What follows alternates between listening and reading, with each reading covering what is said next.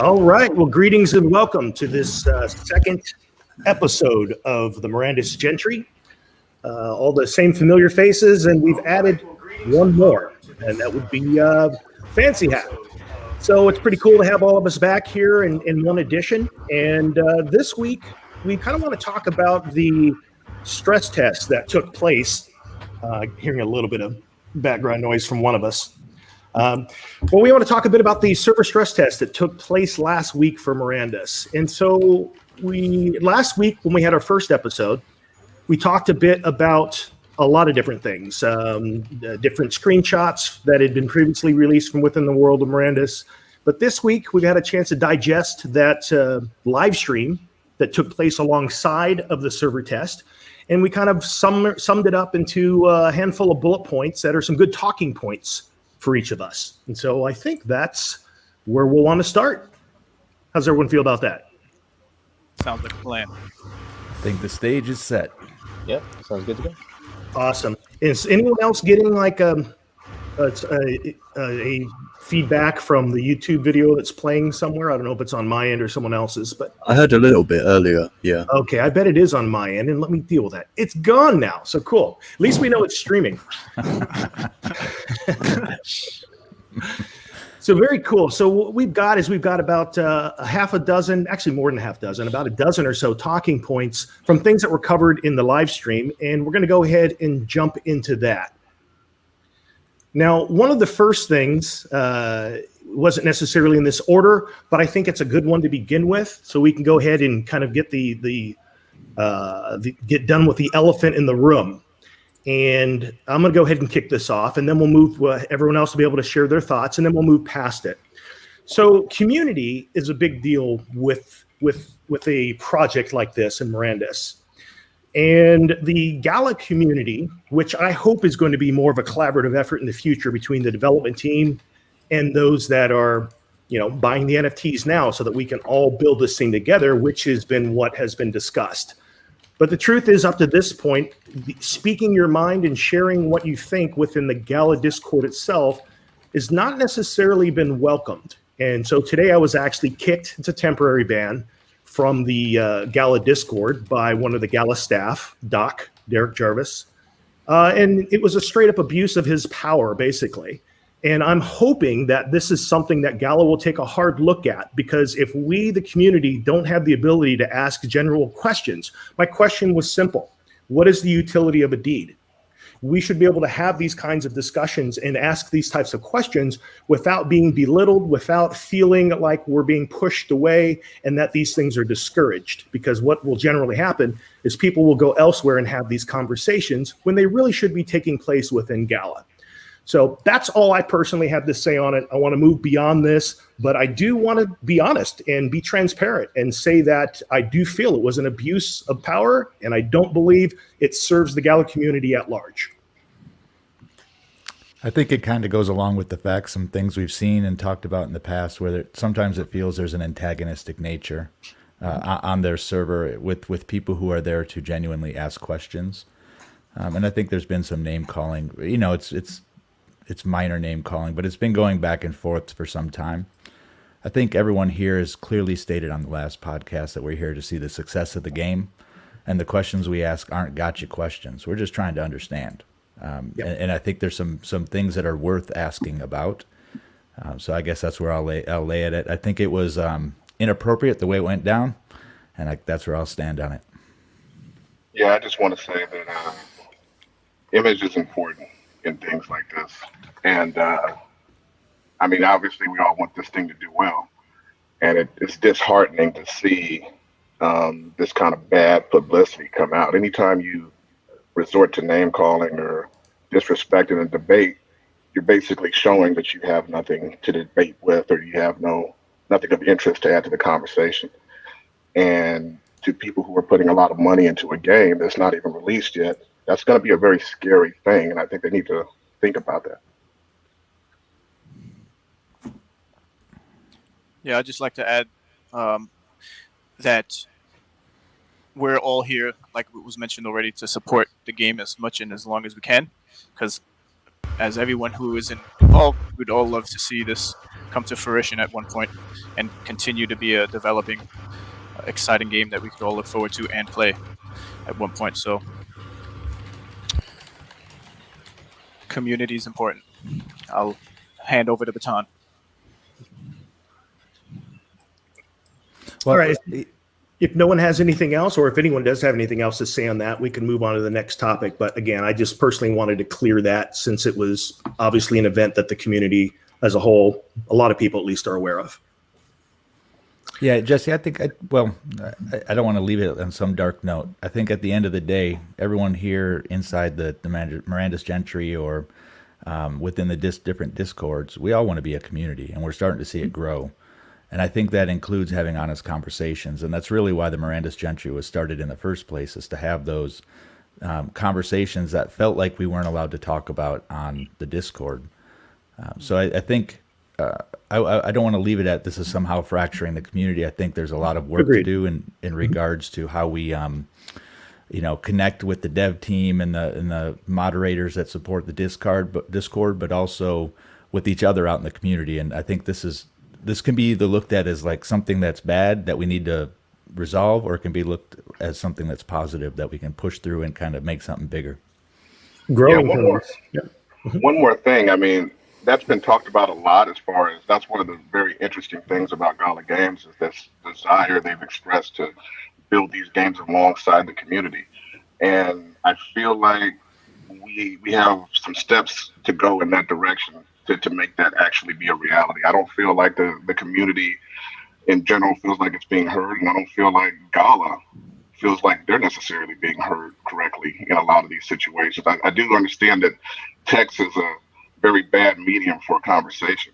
I mean, the language, communication by voice is even a bad medium for conversation. So I think that if all sides can come together and try to figure out a better way of communicating these things, and a better way of being more patient, we can move forward in a lot better life.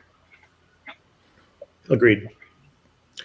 Okay, so yeah, with that out of the way, we want to dive in because we got a whole lot to cover here. And so essentially, this is an opportunity for all of us to have a roundtable discussion and even pull in comments and feedback from those of you that are watching via the different stream channels on YouTube and others.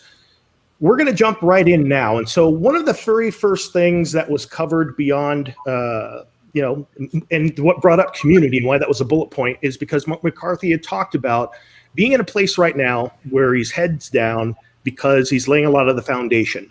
The stuff that we saw, he even goes on to say that what we saw there in that server test is as ugly as it gets, and that there was a lot of wins on the technical team to be able to stand that up to get it to be what we saw. And he wanted to see what kind of server load would be there, and we did break it. How did we break it? We broke it because the quality of frame rate degraded to a place where it was no longer acceptable. But that's what they were looking for. That's what they expected, and that's how they can take and improve it from that point on. Now, one of the things he did cover was avatar view. I don't know if I actually have a picture here to pull up, but a couple of things that are interesting in my opinion about the avatar view. He did mention here, for those of you that saw fragments, that's just a matter of camera placement, and eventually that won't be there. But what you will see is essentially your hands and probably a sword and a shield, something like that, within the screen, first-person perspective. What we don't yet know is, will there be any other perspective in view? So any thoughts about the avatar view, what you'd like to see, what you even thought of just what you were able to see from your avatar running around the world, or even looking at other people's avatars? I think it was about what I expected, especially with the test being what it was. They were pretty clear it was a stress test, so we shouldn't expect the world visually. I think what was exciting about it is we kind of got to see what the avatar is how it's going to show up in the world. And granted, it was a blocky avatar. Maybe the mechanics were a little bit off, and they were in some weird looping patterns. But at the end of the day, I think it gave us a pretty good understanding of what the feel is going to be like, and That's got me excited. We just have, we have to expect that the body is going to. There we go. It's going to show up in your view. I think for me personally, my concern is how big. How much does it block? I'm a person who likes to see the whole screen. And if I have this big shield in front of me for realism, or this big sword in front of me for realism, it's going to take away a little bit. Yeah. Yeah, I always tend to want to zoom out as much as I can in games. I understand that could be cheating a bit, but but I like to see as much as I can. Um, but the more I listen to Mike McCarthy talk about his views of the game, the more I respect his abilities as a game developer. And even from this little bit that we got to play around with, there was a feeling there that I don't usually get from a video game. You know what I mean? And I think that's based on his skill.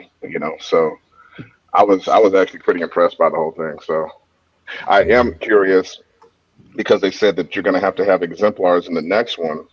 I'm curious if we're going to actually see the orcs and the dwarves and whatnot, or if it's just going to be the human exemplars, or what that's going to look like. I think we have an answer for that, and that's actually one of the bullet points we'll be discussing in a bit, and that is they're going to connect the wallets. So it will be the avatar that we pull up from our wallet. At least that's my expectation, because that is one of the things they're working on in the month of July, is connecting through APIs the wallets, our Gala wallets, so that we can use our avatar, and then also bringing in some of the NPC AI stuff. But, any other final thoughts on Avatar View? So I think the game in general has quite a lot of it has the aptitude to be quite beautiful, really, with all the things they can add on top of it, with the trees, plants, lakes.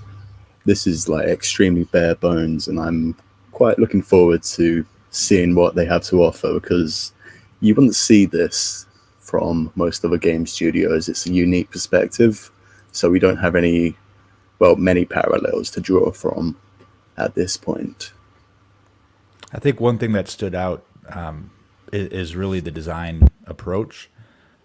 Like Bonafide said, this is drawing me in. This is something new. It's kind of giving me the bug again to play an MMO. It has a familiar feel, but completely different as well at the same time. So I'm excited for that perspective.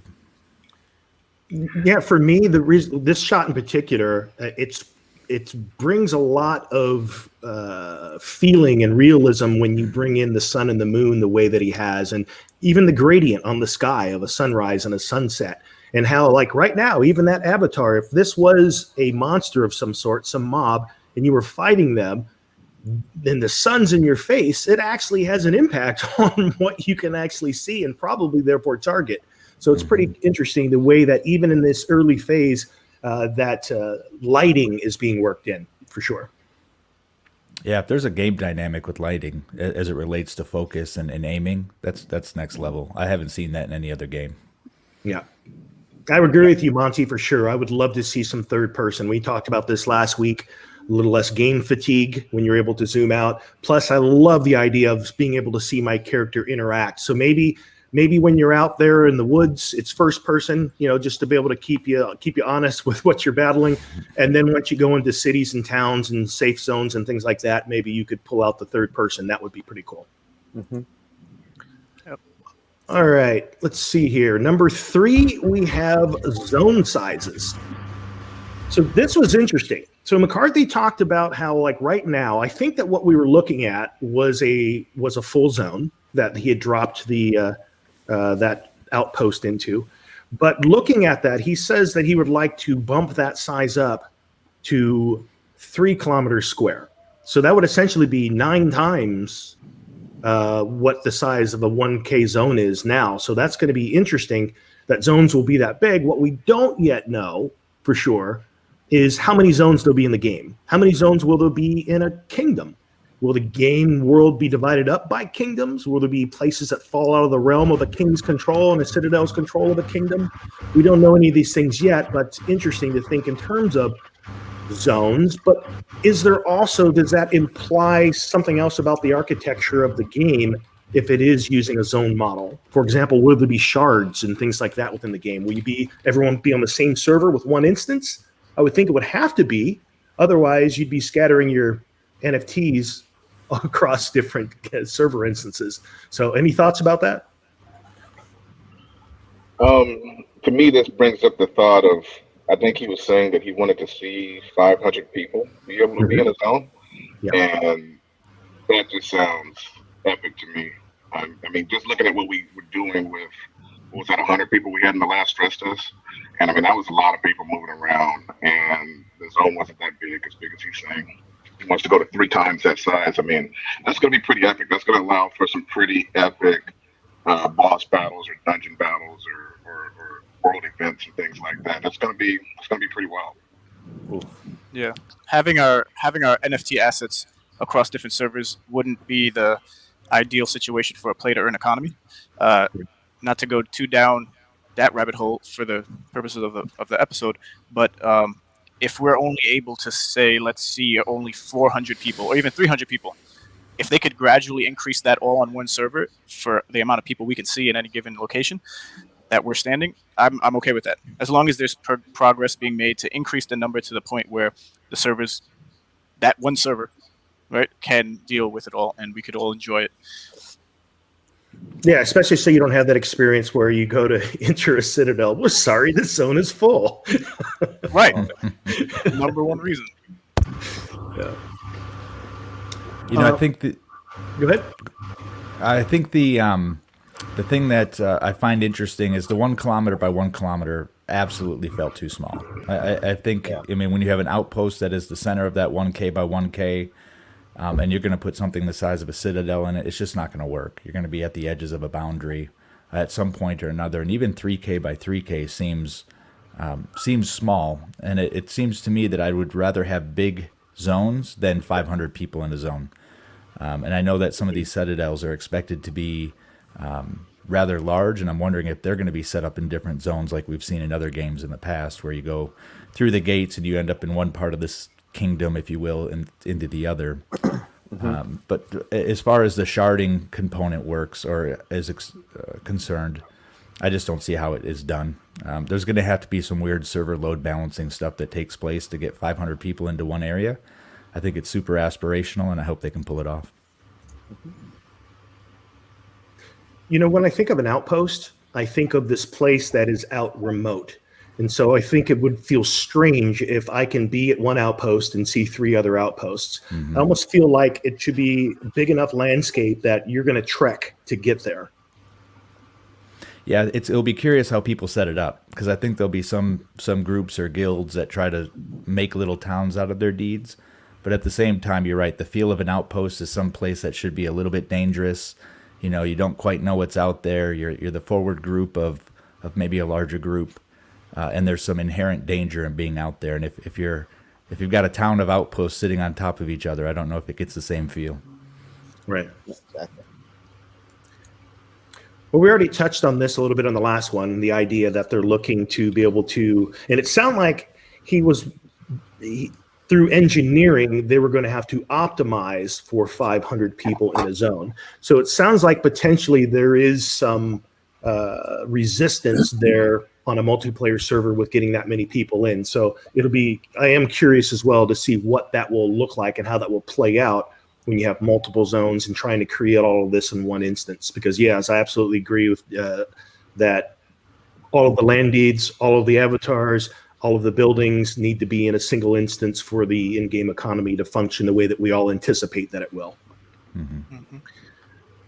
Avatar conditions. He did mention, McCarthy mentioned that in the next release, one of the things that we will most likely see is that the avatar condition, he didn't necessarily say all of them, I think his exact words, or very close to, was that you will be able to be hurt.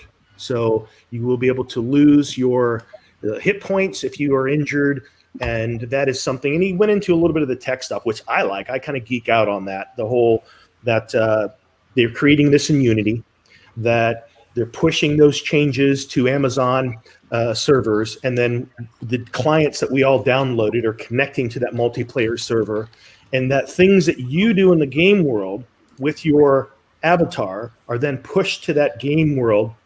And the game world itself is what's keeping this database based on what happens. So if you hurt yourself, you log out, you log back in, and you still have that loss of hit points. So it's going to be interesting to have that little bit extra dynamic going on with your avatar within the game world. So that's one of the things that it looks like we'll have to look forward to in one of the future tests.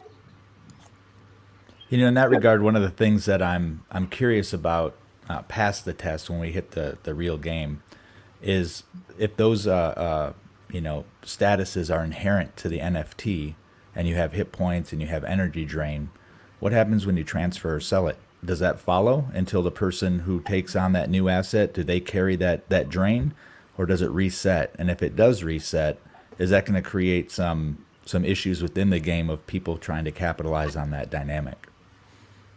I don't think it will reset. Yeah, I don't think it'll reset either. And then are people going to go ahead, Bonafide? Well, I was just commenting on what you were saying. That's what's really interesting to me about this whole endeavor that we're all embarking on. Is, I mean, like I said, I've been nerfed a lot of times in games because we figured things out that would work. You know what I mean?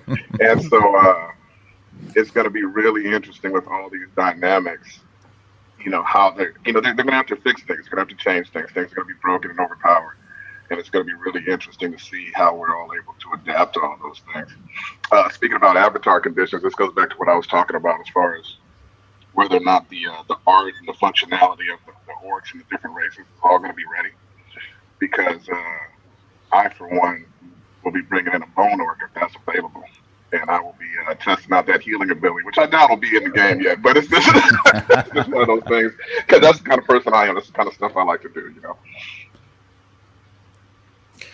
I like the idea that with some of the different avatars that they're going to have different abilities. For example, the Sunbright elf is going to be able to convert their energy back into health whenever the sun is out. That's a pretty cool, unique ability. So I'm really curious to see a lot more of how those things will play out in the game world, because most games, there's not scarcity of things. It's kind of like you have a certain number of races, you have a certain number of skills, you have a certain number of classes.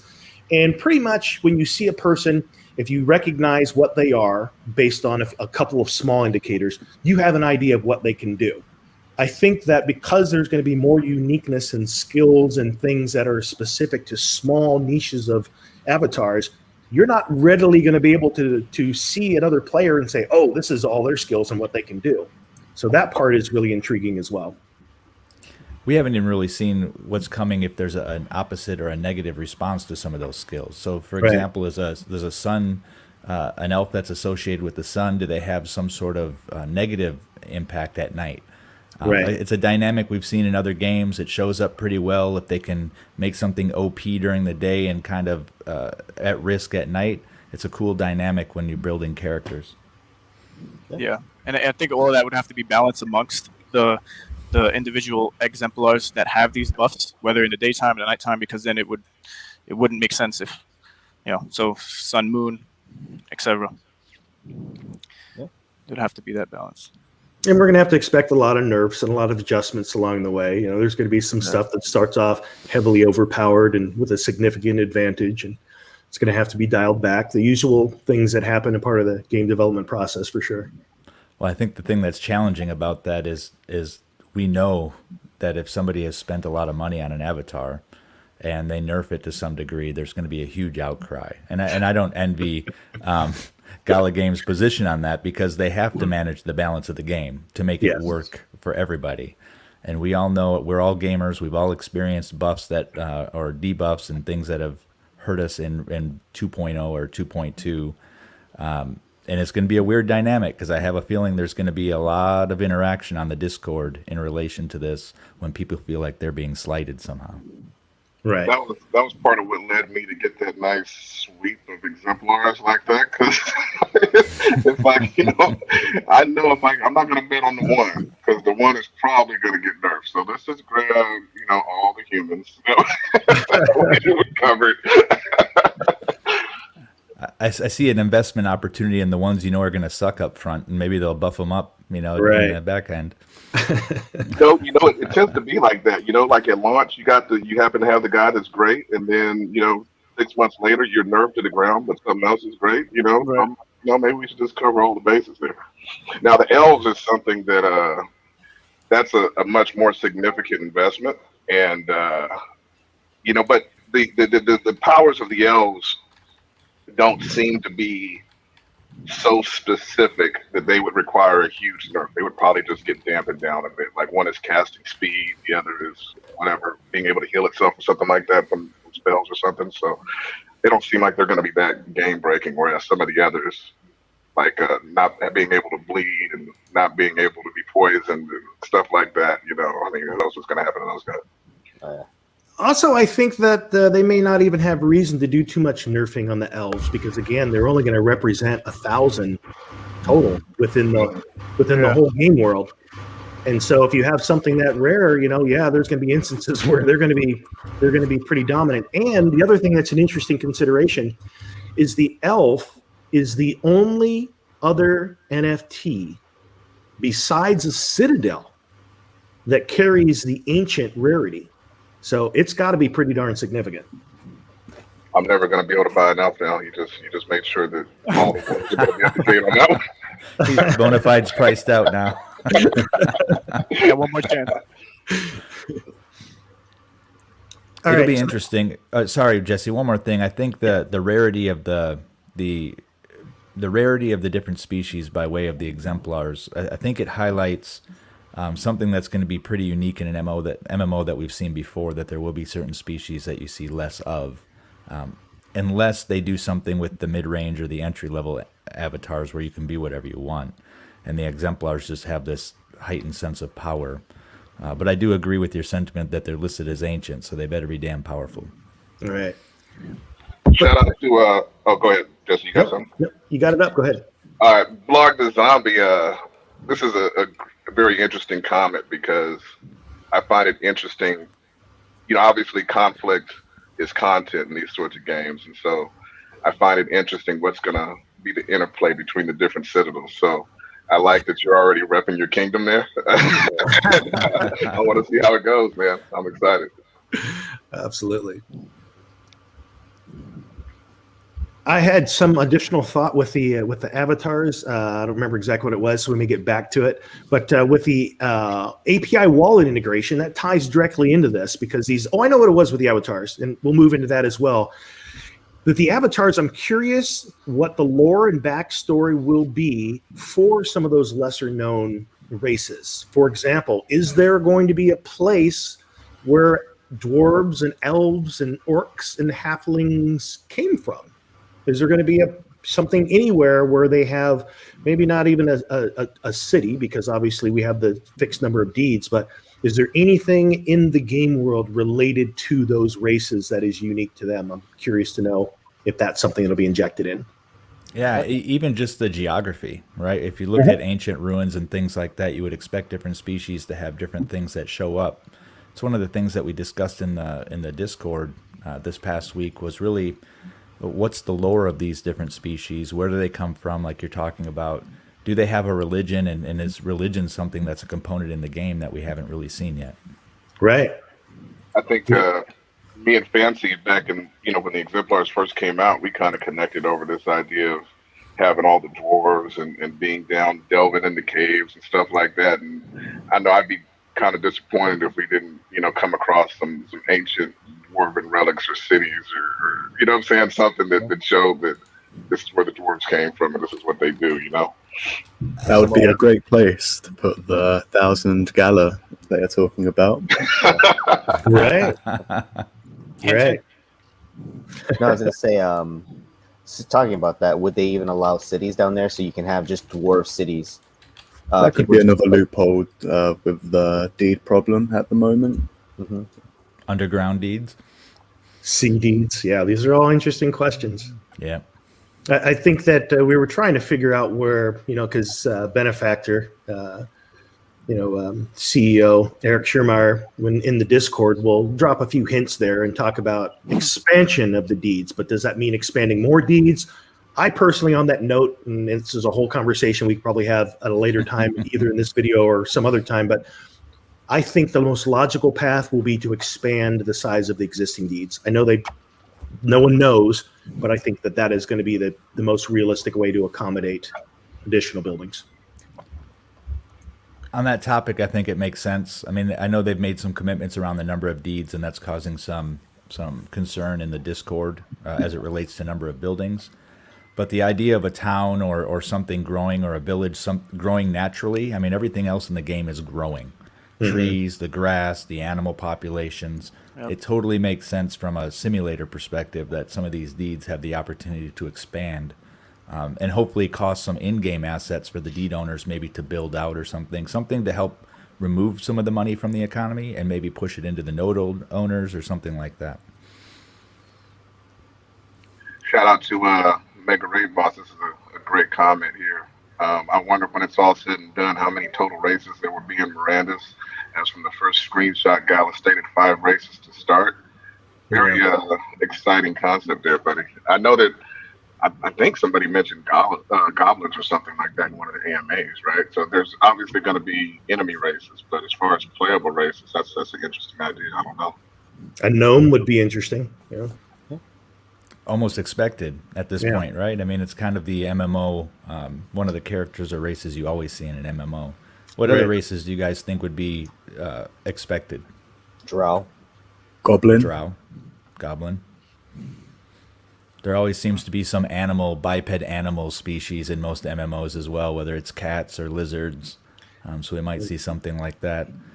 I think there's always going to be an opportunity to expand, both with geography and territory, and also things like races. So I would expect to see it in an expansion of sorts. So one of the next things that McCarthy said that they're not only working on, but we'll see in the next time that we actually are on the test server is this API wallet integration, which essentially means that they are connecting the Gala wallet that houses your exemplar avatars, so that when you log into the game world, that is what you'll be logging in with. So that's one of the criteria going forward. So you have to have an exemplar avatar, and you have to be Gala Gold if you want to be participating in these tests going forward. So that's going to be interesting, and I think that's actually going to be an interesting leap, because that is the first time that when we log in that we will actually see blockchain integration. That's really the first taste of it. Any thoughts about that? Super I think exciting. Go ahead, Bonafide. No, that was it. I just want to say it's super exciting. Yeah. It's definitely something when you look back on it, you'll tell the story someday. I'm sure you'll say I was there when, much like some of us do around our different games we've played in the past. There will be that moment in Mirandus when we identify that we've played on the blockchain, and I think that it says something overall within the industry that these opportunities are there. It's kind of like history in gaming, and some of us have been around for different things. We've been around for the Xbox, the Nintendo. To me, this could be that level of I was around for type of story in the future. Right. One other thing about API integration and wallets is that, and this goes back to your thought earlier about what happens if you sell an NFT. And my understanding of the way that it works is that, and this goes back to what was shared in the May 7th AMA, where you have things that are engraved into your avatar, and then you have things that are on chain, and your avatar acts a bit like a wallet. It's wallet-like. It is not a wallet. So there will be things that you can package up and sell with your avatar, swords and skills and weapons and rings and all the different things if you want to bundle up and sell or give that away to someone else. But then there's the stuff that lives on the server, and those are things like your abilities, your stats, all of your conditions. So those are things that are definitely held within the database, and that database basically looks out and says, let me look at that blockchain item. So anytime that item is logged into the game, this is the information we have on it, regardless of who has that NFT. So it's my understanding that that's how it's going to work, based on the things that I've heard from McCarthy. It makes sense. Sorry, Jesse. It makes sense. I think the thing that's going to be really interesting is what matters more to the people who are buying. We've seen character creation or characters in other games that are sold to people kind of in a gray market of sorts. Yeah. And oftentimes it's the people with the highest skills, the highest gear. But I'm wondering if the historical aspect of the NFT is going to be in play at all. Like, are people going to be concerned about this is the halfling that killed the Minotaur first, right? Is that going to matter when somebody tries to sell it in the future? Or is the min-maxer going to come back to just as this has got the best stats and the best gear? Well, commenting on that, I mean, McCarthy did mention that if you were the one that killed the Minotaur, you might have a special skill because of that. And so that being the case, that special skill obviously would be probably extremely valuable, possibly even unique. And That's a great point. if you do package it with that character, it's like, yeah, you got that legendary sword or whatever. You know what I mean? Like, it's going to be a big deal. So, what I find interesting is, like you also mentioned, a lot of times everybody's going after the min-max. They want the very best, right? But in Mirandus, I feel like the very best is going to be very expensive. And so that's going to lend to another whole market of what's adequate and what's cheap and what's very utilitarian. You know what I mean? Maybe one guy has the money to get the elf to kill the Minotaur, but maybe one guy he just wants to get this potion, this alchemist, and it's way cheaper and way in his budget, and he can use that to build the kind of income to be able to one day afford an elf or something like that. Which even raises another interesting question. Speaking of things that cost higher prices, will we see an instance of you go to the town of the Archduke and it's named after Domino's Pizza? Right. Well, I think there's that impression with the Citadels, right? They're allowing the Citadels to market to a degree in and out of game. And I think on the AMA with Hugo Fillion, he said, I would love to have a shop for, and I can't remember exactly what it was, but it was something that was clearly not Mirandus, but a shop for something of this inside the game. So I think there's great opportunities to do this. I just hope they do it right. If they do some marketing, I don't want to eat at a Domino's in Mirandus. Right. Right. That kind of goes back to that, the on-chain gaming guy's idea about us being able to form like a DAO and be able to purchase some of these big properties. I feel like that is an extremely important idea that's not being talked about or looked into enough. I feel like the player base needs the tools to be able to come together where we can all drop 500, 1,000, whatever, and be able to purchase some of these really huge deeds so that it's not completely a commercial experience. Because, all of us have probably watched Ready Player One, and we know how bad it could get if we let the thing become overly corporatized. Right. And it might be nice to have some kingdoms that aren't talking about that at all, that are just about the game. The thing that's interesting with that is based on some of the conversations I've had on the Discord, the Gala Games Discord.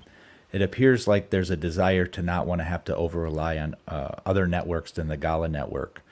And that means, to me, at least as I'm understanding it, any DAO that's built will have to be built on the Gala chain that they're already building right now. Because it sounds like they don't want to rely on a DAO off-chain that has direct access to the game. Right. Which makes things a little bit more difficult to manage, because right now we're just moving to phase 2 of the blockchain. The Gala chain. So we don't even know where that's going to be and how far down the line the DAO could be. The other thing that I think this brings to mind is developers who are third party who are going to want to use something like a DAO are going to expect it, right? That's a feature that Gala can use to a third party developer to draw them in and say, look, we've already got this DAO built or the mechanism built for you to move your in-game coins to Gala or to other assets in other games. And that's key right there. If they make sure it's not Miranda specific and they build it directly into Gala chain itself, then this is something that would have unlimited reusability across all the games, and even allow for multi-game guilds and multi-game communities to be able to do things, which would be extremely impressive, and I think kind of groundbreaking in the industry. They're already breaking ground in the industry, but I think if they do something like that, nobody's going to be able to catch up to them. Yeah, guilds could almost have a guild trust fund if you're doing a cross-game guild, right? You have this different resources coming into this guild coffers, if you will, that can be used to buy NFTs in other games or support guild members in other games. It's an interesting concept. Mm-hmm. Yeah, I think the guild interface and the things that we'll be able to do within a guild is going to be a big deal. McCarthy talks about encouraging industriousness of guilds, as where some of these things might have been discouraged in other games. I'm really curious to see how that will play out and how communities really begin to approach supply chain and look at working together, even in instances where it may not be an immediate reward to the individual, but start building as an entity and looking towards a long-term success within the game. Those are going to be some interesting things for sure. Yeah, the guild dynamic is really interesting because there's so much that has been done already in other games where you feel like, man, just pull this system to this game. Don't recreate the wheel, or take the best of 3 or 4 different games and use those as your features to build off of. There's so much effort being done into the simulation, I guess, environment, and they're doing so much development work there that I hope they bring some familiar things over. And I don't want to call it cutting corners, but if good work has been done, emulate good work is how I look at it. Right. Especially when there's already so many firsts coming in, that there's going to be some places we're going to let's pull that off the shelf. Yeah, exactly. Yeah, it's definitely a big project to be sure. This is a monumental endeavor. Much respect to the whole Gala Games team for sure. Shout out to Michael from the chat. How much will skill play a role in combat? This is a question that you find across a lot of games, especially when you start talking about pay to win and play to earn and all these kinds of things. I feel like this is similar to the question of what Jesse was saying as far as the hero's journey as well. I mean, do I have the ability as a guy that doesn't have a lot to be able to compete in this game? And I feel like that's something that shouldn't be overlooked, whether it's skill-based combat to a certain degree, or whether it's your ability to fight economically to a certain degree without starting with a whole lot. I think these are both very important concepts for a game. It's going to be able to bring in new players consistently, which, as we all know, if that's not happening, games die. You got to be able to bring these new guys in, and they got to be able to get excited. So that's an interesting question. Thank you, Michael. I have a thought on that, and I feel like I've watched so much content and all the AMAs so many different times that I've in some ways become a walking Mirandus wiki. And as I saw that question, it popped into my head that there was an AMA where McCarthy addressed this. And what he said is that he is still trying to figure out how much of what you do will be a roll of the dice versus I targeted, I shot, and I hit their leg, because that is what my skill and tactile ability within the game was able to accomplish. So I still think they're sorting that out, as they're also trying to sort out how much of what you do shows up on the screen at one time. Because you can imagine you got 500 people in one place and everyone fires off a spell, your screen's going to blow up. Yeah, there's a lot of back end stuff going on there for sure. I think the interesting thing is about skills is at the end of the day, we've all played MMOs and we've played and been in guilds, some of us small, some of us big, and some of us some pretty significant raiding guilds. And at the end of the day, the high-end content or the late-end game content is only going to be found with the best gear. I just don't see it working out any other way. These encounters are usually going to be tuned with the mindset of this is the best that's out there, and we have to tune against that, which means inherently, to me at least, that the stuff that's going to really be used to kill this end-game content is high-end skills, high-end avatars, things like that. At least with any level of without wiping over and over and over and over again, right? Absolutely. That's always important, I think. Go ahead, Jesse. I think that, and I could be wrong, Michael, but I think what you're kind of asking with this question here is what I think of is I think of Call of Duty and I think of Fortnite. Like, how much is your ability in the first person going to be based on how you can navigate and jump around and run around with skill versus the fact that, you know what, you're a powerful player, and so you point in that direction, you target them, and you don't really have to stay targeted on them, kind of thing. Like, how much of it is going to be tactile that you got to navigate versus, all right, I have these skills, I targeted you, and then now I'm just going to let the roll of the dice do the rest. I cast this powerful spell, or I swung this sword, and therefore, because I'm powerful, you're done, versus, you missed me, kind of thing. Mm-hmm. I feel like it's always a bit of a balancing act, right? I mean, what both of you guys are saying is 100% correct. I mean, on the one end, obviously, you're not going to be taking out high-end content or super geared-up characters, with a lowly noob character. But at the same time, there's something to be said for the pride and the enjoyment that comes from tackling a piece of content that's kind of middle of the road that you're not quite equipped for, but you were able to outsmart it a little bit, whether you ranged it or you kited it or you did whatever you had to do. I mean, that achievement and maybe the boost that you get from that, shoots you up to the next level. And I mean, that's always a great thing in games, that ability to achieve what some people might think is impossible. It also adds to that prestige of, wow, like McCarthy was saying, you see a guy that maybe you took out something at a lower level than was expected or whatever. I mean, that adding that kind of ability is always exciting. I think that's something that was unexpected in MMOs is kiting. Every single person who's on video right now smiled when you said kiting, because we've all done it. We've all, cheated the game that way, because it does allow you to take on content that is always a little bit above your pay grade. Especially if you're out in the open and you've got, you've got a big old troll, but as long as you can stay out of his reach and keep running, turn around and fire, you're good. Go ahead, man.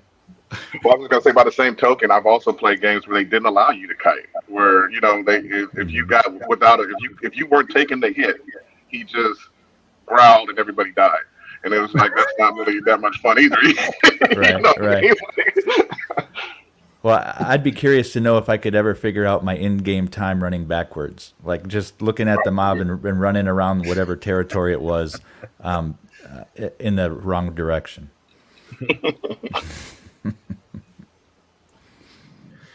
All right, so we move to NPC AI integration, and McCarthy specifies that when he's talking about NPCs, he's not talking about the shopkeeper that's there hammering away at a forge. He's referring to anything within the game that requires some type of AI interaction, be that a tree in its growth life cycle or a wolf, and even goes on to say that the two are pretty much the same in the way that they function, except for the tree is obviously standing still and the wolf is moving around. This is one of the things they're working on in the month of July, so maybe within the next test or two, we'll be able to see some of this integration. We already saw clouds moving by, and they probably have their own interesting pattern, but different than how trees will grow. Any thoughts about the things we might see, animal life cycle and trees and things? Well, a question that comes to mind is the life cycle of a particular animal and how long that would take. So that's basically what comes to mind. How long would a rat or a bunny or a wolf live compared to a different species of animal? Especially when he said that you have to be careful because you can overhunt rabbits and now wolves are attacking NPCs, or you can overkill all the wolves and now all of a sudden the rabbits are eating all the farmers' goods. So it would be interesting to see how. If a population of animals does get decimated, how long does it take for them to come back? Like, are we going to try and bring wolves from one zone to another to try and repopulate them again? Right. Right. So I was just going to mention how it encourages travel. So if you're in a particular area, you think you're going to mine the crap out of it and just be the monopoly in that one area, it's going to forcing you to just travel farther distances and to see what other resources there might be over there. So they could repopulate the area you just decimated. If the idea is these populations or resources show up and disappear at different times all over the game, it's really going to create a whole logistics nightmare for people who are trying to set up the perfect pipeline. You could set it up and then 2 months later, all of a sudden it's not the perfect pipeline. And I think we brought this up last week. I can't recall, but there's just the dynamic of one guild or one kingdom being able to go and raid resources with probably little repercussion is going to bring a whole new dynamic and maybe a lot of tension between these different groups as far as resources are concerned. Because if there is no PvP that's open world, the PvP becomes resource, right? That's what you're going after and you're fighting over. Economic warfare. Yeah. It's going to be all economic warfare, which is really interesting. It's going to be, this is all kind of groundbreaking. It's exciting to see how they're going to be able to deal with a lot of these. I mean, obviously, they're going to have to be adjusting things as the game launches on the fly. There's going to be a lot. I expect a lot of adjustments over the first 6 months as players figure out things and they have to adjust to save the economy or do whatever. And that brings up this question by Enoch. How could they deal with people taking advantage of bugs to make profit? I mean, I think this kind of goes back to what we keep saying is, I mean, they're going to have to nerf and change and edit a lot of things. And people are going to have to just be ready for that. I mean, there's going to be a lot of things that are going to be changing, a lot of things that were said that are going to have to be fixed in order to save the game. because that's what we as gamers do. A lot of us even take pride in just breaking things in games. That's what we do. So, and the developers are usually smart enough to jump on that and solve it. So it's going to be interesting because this is brand new territory for all of us. Yeah. Of course, you're going to look for an advantage. And of course, if you find that advantage, you're going to exploit it to the best of your ability. And especially if you know it's only going to be a window of opportunity, which brings to mind that we're going to see this in an interesting way play out as small groups of people discover a new area and perhaps a valuable resource. They're not going to go broadcasting that everywhere. You're just going to all of a sudden they're going to be collecting as much as they can, try and keep it to themselves. And then eventually someone will probably want to stalk them and see what they're up to discover it for themselves, Introduction to the use of the mum sin. Mr. Burglar Bilko is going to be out there tracking people, trying to see why you guys need all those shovels? Where you guys It is going to be even what's going to make it more interesting, and I think this is kind of a in-game economist's wet dream, frankly, is watching now that we've got assets that can be returned into real money. Now, we've already seen in other games gold farmers and people who build up characters and sell them, but now people are going to be chasing real money, and they're not going to be as inclined to actually post all the locations on a map on a website. In the past, in other games, you can go into some games and basically just cheat the entire game through what's on a map, and I don't think people are going to be so inclined to share those resources. Funny enough, I got a lot of my family into playing Townstar. And that's one of the first things we ran into is there's no guides on how to beat Townstar because people are out there competing. If you see something out there that's on Townstar, it's old. It's like everybody knows that already. You're the one that's late, stuff like that. So I think that's going to be a theme that we're going to see Banjo across, all these games as they come out is usually like, I don't know if you guys remember, what was her name? Dolphy? Used to make a lot of guys. There were these websites that you used to be able to go onto. You'd have an MMO you were playing, and this community people would put all the stuff on the website, whether it was the quest, the whole quest, the maps, the resource maps. They would go through all this work and post all this stuff and share it. I don't see that happening in these blockchain games necessarily. It might, but I don't see it necessarily happening. If we do see it, you'll see people monetizing it. They'll be absolutely because it's valuable information. What would be neat is kind of spitballing. What would be a neat idea is if somebody created a service that gathered that data off the chain and put it into very private packages, right? So you have your guild map that allows you to plot your stuff and shows where you found stuff, but that's not exposed to the greater game, if you will. So I think there's an opportunity to curate for groups instead of curating for free for everybody. And that dovetails into this next topic of all games on game items on chain, because if you have the ability to identify a rare resource in a wallet and you're paying attention to wallets, you're like, all right, these guys are onto something here. Let's go and stalk them in game and find out how they're getting this stuff. Yep. That's an amazing point, man. Can you imagine now instead of just guilds paying attention to what other guilds are doing, you've got guild members watching the blockchain as kind of an inside edge to see who's doing what, and it's all public. I hadn't considered that. I think that's a pretty novel that's my thing. Do we know that Gala Chain's going to be a public chain? I don't know. I'm sure it will have a block explorer, though. They already have galabase.io. Okay. Right. That's an interesting thing. So one of the interesting things mentioned here about items on chain, and it's always funny to watch the dynamics between all three that are usually on, which is Michael McCarthy, Jason Brink, the CMO, and Eric Schirmeyer, the CEO. And a lot of times you'll see Eric say something, and McCarthy is not agreeing. He's like, in his mind, he's probably like, what are you saying? We can't do that. But he's like, yeah, that'll be interesting. And one of those was where Eric says, hey, we're going to get everything on game, even a log. Can you imagine having logs on chain?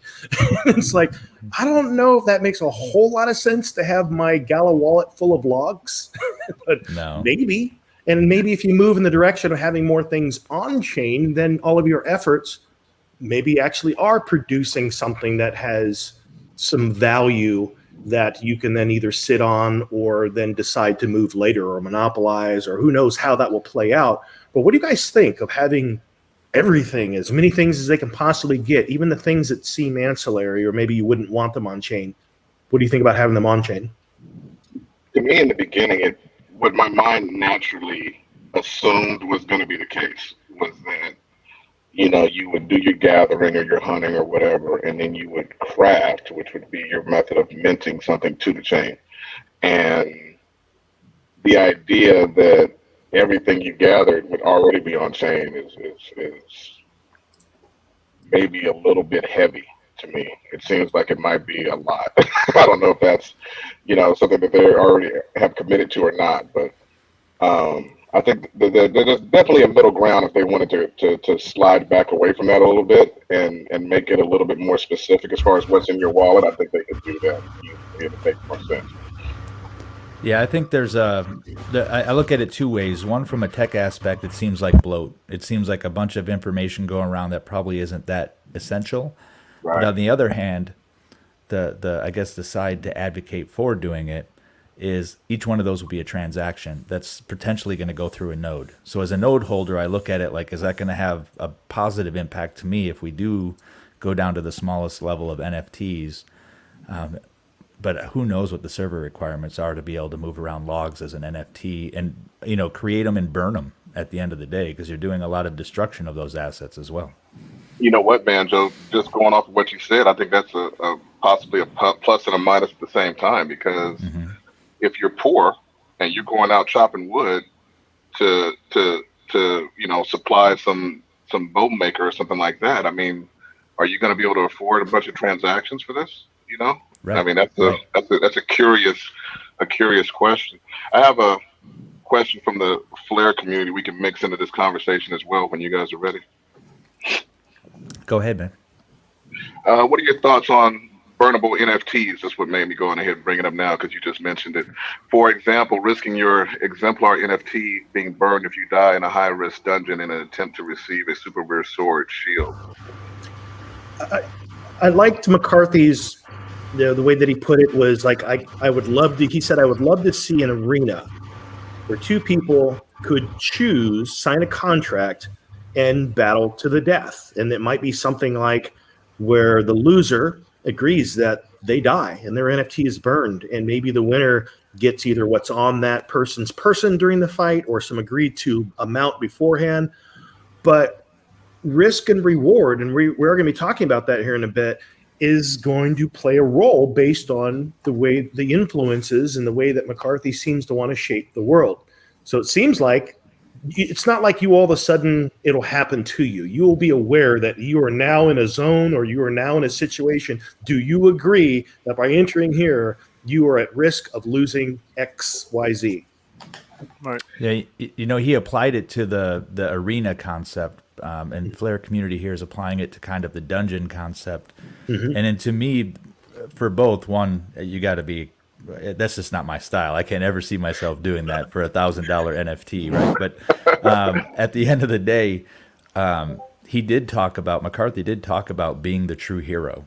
And if they put an avenue in there for people to be like the true gladiators of Rome, right? These people were superstars, WWE wrestling superstars, right? So if they bring that kind of burn concept to gladiator combat, or even in dungeons, they really are going to create people who are talked about. Like, they're going to be somebody in the community who took the chance to do this and came out on the other end as a win. I mean, on the arguing for it side, I mean, I could see models where it would be very popular. I mean, say everybody who wanted to come to the Coliseum and watch the fight had to buy a ticket. And say the gladiators got a percentage of the ticket sales. Maybe even like in boxing, where even the loser gets a percentage of the ticket sales, even though you lost your NFT. You might make a chunk of money off of something like that. And then begs the question, okay, so I brought my elf in here because there was so much money on the table, and my elf got burned. Now, are there still going to be 1,000 elves in the world, or are we going to lose the number of elves in the world? Or does this give Gala an opportunity to throw another elf up on the store and maybe you lost, but maybe you might get an opportunity to go back and buy that elf and build them back up again. You know what I mean? Or somebody else might have the opportunity to go back and buy that same elf and build them back up again. Or maybe we end up where there's a world where there's only 10 elves because they moved to battle. I mean, curious thing, man. Yeah, I wanted to add to that. I was thinking along those lines, and there's a comment by Michael saying hopefully everything can be brought on chain, but there has to be a Gala gas fee.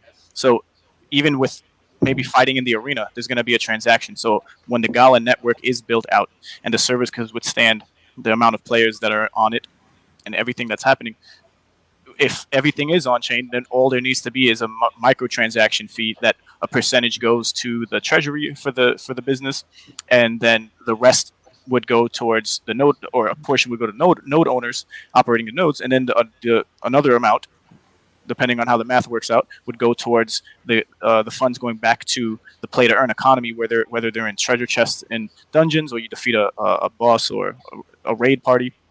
It could be a whole a mixture of things, but I like that idea of if you do put up your NFT exemplar for a battle and you lose, you would have to pay, and the same thing would apply to get it back. It would be probably a little bit more expensive of a fee, and it would be divvied up the same way. Some going to treasury, some going back to the play to earn community in different forms to play, and then yeah. So I think that would be a great way to go about it. That kind of hits the paying for death thing, right? Whether you're fighting another character or fighting the environment, you're going to come up against some situations where you're going to die naturally, and what is the cost of death? And from what you're describing, it sounds like in a competitive environment, maybe the repercussions are bigger. Right. The one thing that Bonafide said that kind of blew my mind right there is the idea of an extinction of a race. Right? Yeah. So you now have the idea of maybe there's a group of elves who want to be the last elves, and they do this sort of fighting until all the NFTs are burned, and you only have the last elf for the last halfling there, right? You know, or maybe there's some evil race that's introduced where the whole idea is for them to get down to like 10 total, and they start with 100, and everyone buys in, and it's programmed in that you're going to fight until there's 10 left. I mean, those types of things are really neat. What you could do. Not to get us too far off topic, but I love the idea of esports, and although it has gotten a lot bigger, I don't feel like esports is really where it needs to be yet. And I think you're right, Richard. I think that if they started doing these kind of things where people were actually fighting and winning some significant significant purses and stuff like that, and actually losing their NFTs over it, I think it would be huge. I think it might be huge. Yeah, I just want to add, maybe Rome could host these esports arena battles. Cough, cough. Who knows? Yeah, I'm down with that. Wasn't it in Ready Player One? Wasn't it that if you died, you went all the way back to zero, right? Yes. Maybe that's another. So you imagine two guys battling it out. They got these high level characters they've been building for a couple of years, and so maybe there's an instance where your NFT doesn't get burned, but you go back to zero. Yeah, and it wasn't even just level one. It was you lost everything, like all your money, all your items. Everything. Yeah. I like it. I like that concept. You could take it into a Highlander thing where not only do you lose all your stuff, but the winner starts to gain more power and more power and more power. It's a and boom. Then at the end of it, they're a superstar, almost a demigod, right? If they get to that point, there's so much stuff you could do. Gala, listen to us. We got good ideas.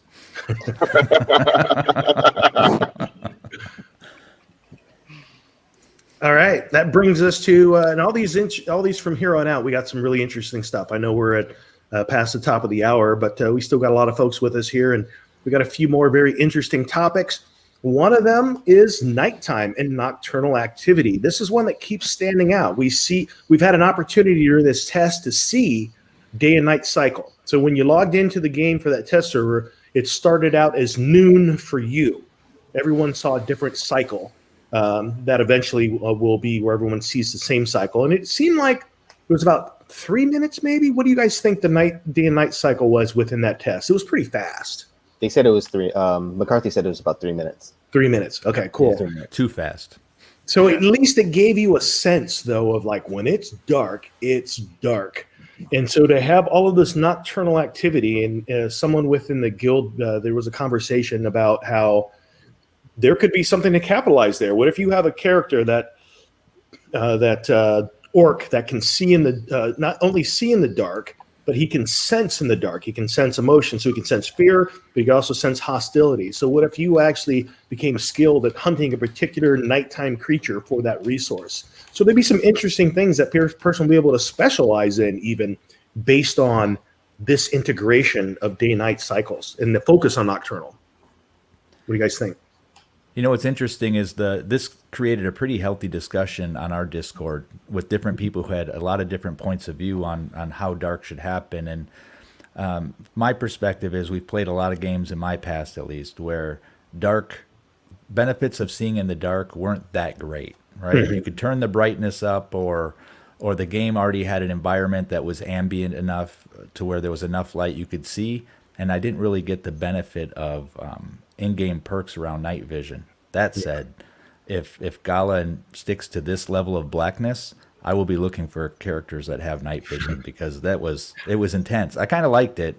I know some people hated it because they want to be able to see, but the idea of walking up on something in that level of darkness and getting scared or surprised is exciting to me.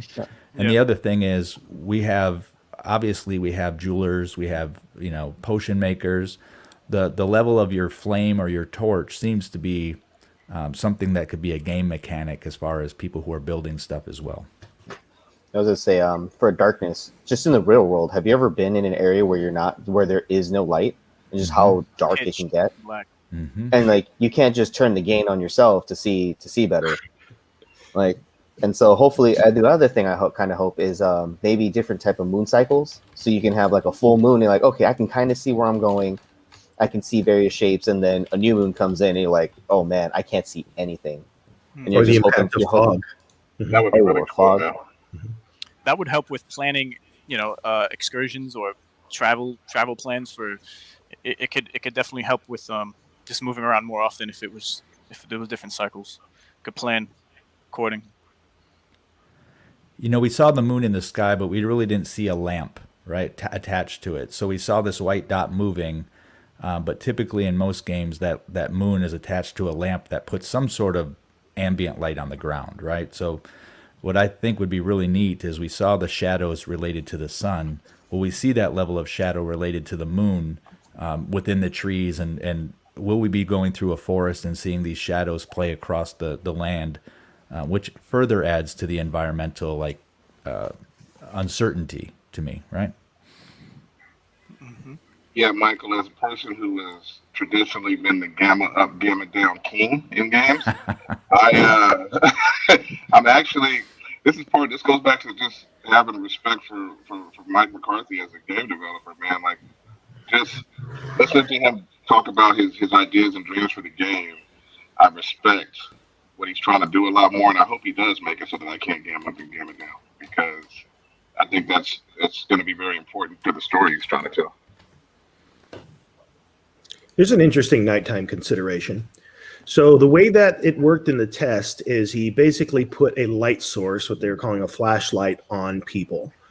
You couldn't see anyone else's. You could only see what your individual one lit. So imagine when all of a sudden it becomes a server-based event that's pushing it back out and you can see other people's lights. How complex will the AI of monsters be? If you're walking through the woods, people can see you from a distance. So does that put you at risk as we're something that can see in the night, those avatars, where they're not standing out like that? So how much will your light source, whether it's a torch or a lantern or however you're lighting the way, how much will that play a role in a monster, a mob getting the jump on you kind of thing? I think the game AI is something that I'm really curious about, because that's really what it boils down to, right? What's this sprite or creature or mob programmed to do? Right. And if I think about the depth of the environment that they're discussing, I would love to see some element of animal behavioralism brought into this, because I think there is something where you know, you've got maybe these dire wolves that come up upon you, and they're going to make a risk assessment on you. So what are they programmed to make the risk assessment on for you as far as aggression? Is it just a level-based thing, or are they going to be able to see or sense something else within the group from a dynamic perspective? Will they assess the territory that's around them? I think there's so much that they could do, but at the end of the day, it all sits on the back end on a server. You know, how much can they process? How much of this data can they really push in a live environment? Right. Will it be racial motivated? Like if you're around bears or animals, maybe they're like, elves, we're cool, man. Right. They see someone else like, oh, we're on it. Yeah. Halflings are a snack. Yeah.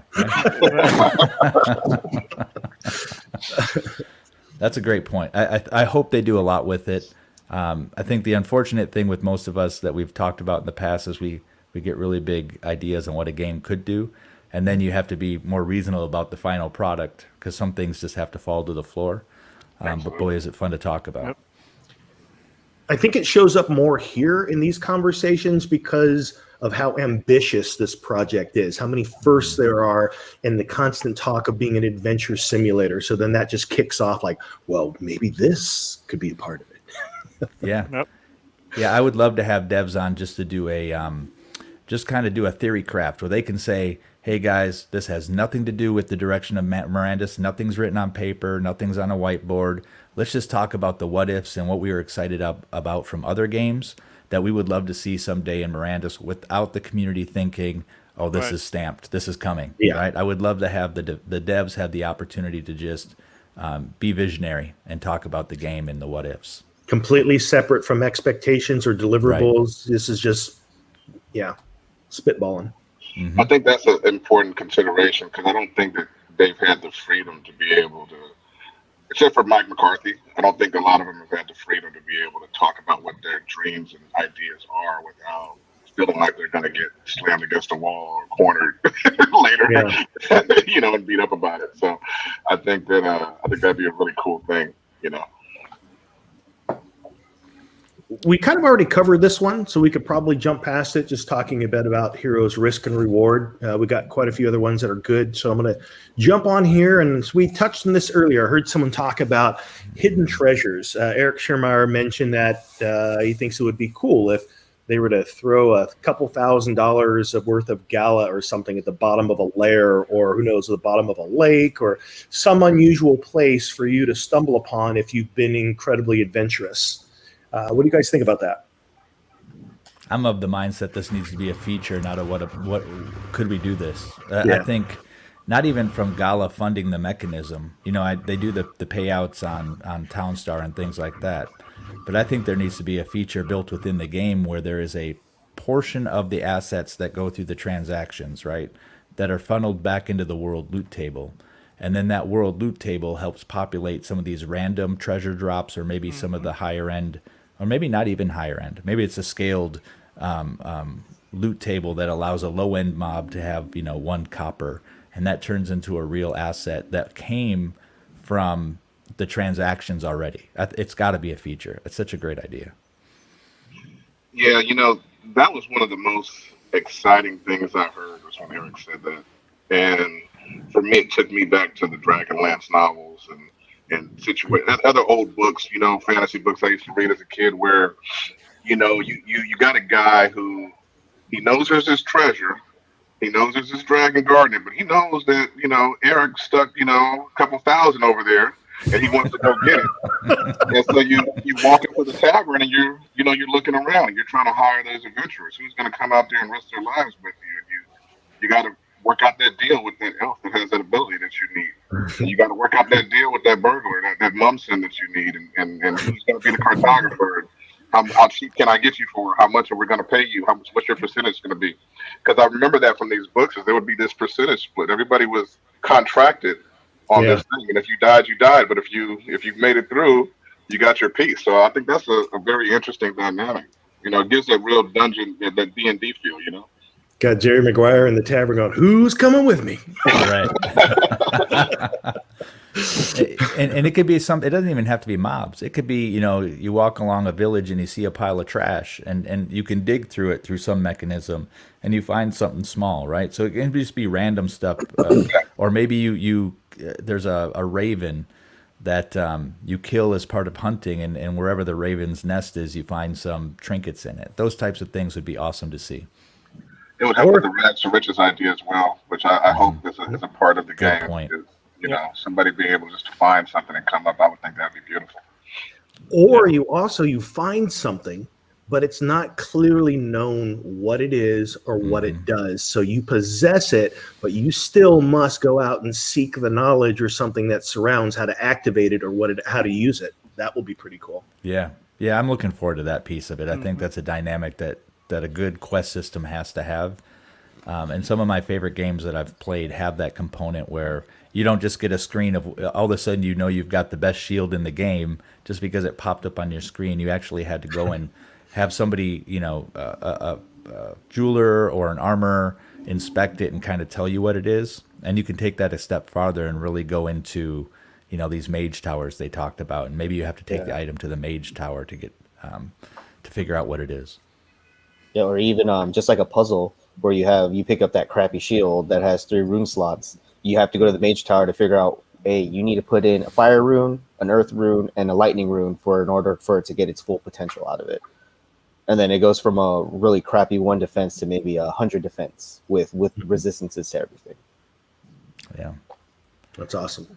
Blarg the Zombie in chat posted something about orchestrated goblin attacks, and I think this process could fit into that type of system as well if you have these raiding parties that have some sort of draw from a world loot table that is real money. So when they come in and they attack a village randomly, there's actually some positive outcome to killing them. And there's probably going to be a negative outcome for them running over your village as well if you don't take care of the threat. But there's so much they can do to move real world money around. This does kind of cover some of the stuff, Jesse, you talked around between the free-to-play and the pay-to-earn group, how they can be involved with finding money, being able to spend it into the environment. Maybe they're turning their microtransactions into finding treasure in the real world. Maybe they're buying a map from a cartographer that has some plus to find treasure, if you will. Right. And then they can take that real world money, maybe buy a building or buy something else and really start to build that hero's journey you talked about. Absolutely. Also, Go ahead. I was just going to say, interesting idea that comes to mind with the zombie comment as well is, maybe you're in the village and you're a poor person and, you grab the shovel that you've been digging holes with and you run out there and fight too. And maybe you go out there and die and maybe the village rewards you for your heroism after that, after you come back, maybe you start from nothing, but maybe the village wants to support you because you did a great thing, in battle or something like that. And that could also be going back to the skill combat as well, And it's tracked on the deed for the NFT, or the NFT for the deed, rather, right? Your name is tracked on that deed for the going forward that you were there to protect the town. I mean, it's kind of the historical nature of the NFTs. I like how Blarg here says slay or convince. So maybe there's a situation where you can appease this hobgoblin with some resources and say, look, we'll tolerate each other, stop attacking my town. Here's 50 wood or, whatever, something that maybe there's another way to be able to interact with an influencer like a goblin that keeps attacking your village. And that goes back to the AI thing. If the AI is so in depth that it could do that, then there becomes the playoff of, okay, this guy's now asking too much. Like this AI knows to bribe you to protect your town, and now they're playing it too much, and what used to be a solution is now the new problem. Right. There's so much they could do.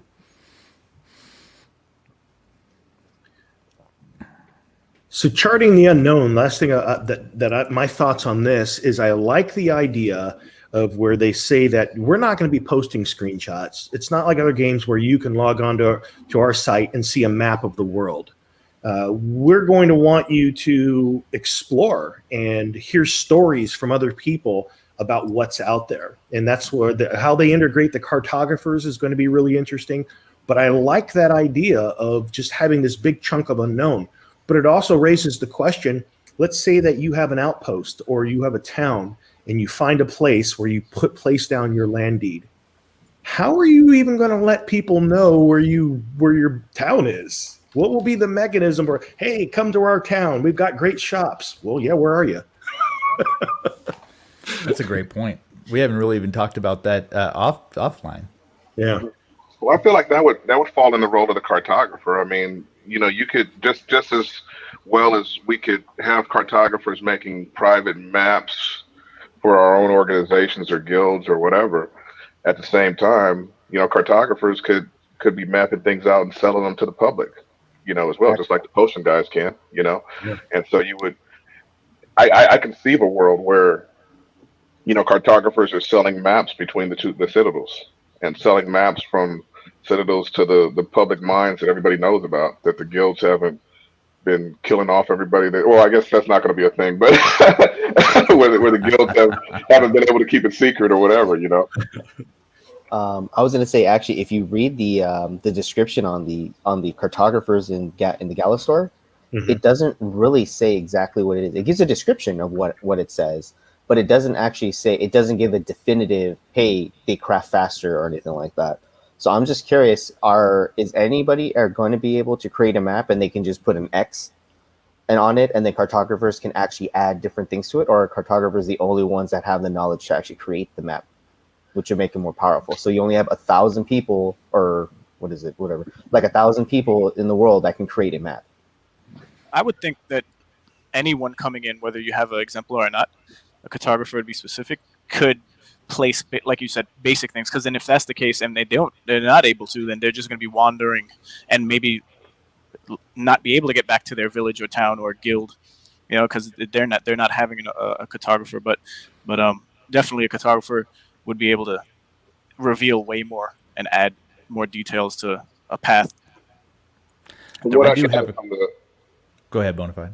From what I gathered from the wording on a lot of this stuff, it was better, not only. So cartographers make better maps and alchemists make better potions, and the riders of the north are better breeding and riding horses, not the only. I feel like these are skills that everybody's going to have, and they're just going to buff these exemplars to be better at it. One of the ways that I see it being possible is similar to how we see it in other MMOs, where it's the fog of war, where you can't see what's out there until you've been there. Then your own personal ability to see a map and where places you've been is known to you. You can't sell that, you can't give that away, but you could lead a person if they're with you. As where maybe a cartographer is someone that can actually document that and mint a map and sell it to a person. That person can trade it. They can't copy it, but they can trade it. And then they can at least see a place of where they're going. That's one of the ways that I see it potentially playing out. I think that's a great point. I think the idea that maybe they're the people who actually mint a town onto the map system. So maybe you have this town that you drop, and now a cartographer has to come in and actually mint it into. I'm using minting as a generic term, right? But mint it into the map system so other cartographers can actually draw a map with where that town is. And if you don't have a cartographer, maybe that town can only be found through discovery. I think there's a lot they can do. I have a cartographer. I'm a little bit cautiously optimistic about it because I see it being great up front, but I'm really wondering at the mid game and the long game how they're going to show up as a useful asset. Well, one way they did say cartographers would work is because people are constantly picking up, finding new things, that cartographers could still be essential in mid to late game, just because everything keeps changing. So you can have that as well, where they're like, oh, it used to be here. Well, we're going to erase that. Now it's over here. And then if they can even map out dungeons. Mm-hmm. And then I've seen games where you didn't really have your own personal mini map. I mean, I don't know if that was Sea of Thieves, maybe, where you actually had to have a map to know where you were, and you were basically kind of lost otherwise. So I mean, that's a possibility. If that was the case, then people would continually need to be able to purchase maps between the citadels and whatnot to be able to get around. So that's also a possibility, but you might not be able to see where you are unless you're looking at your dot on a map somewhere.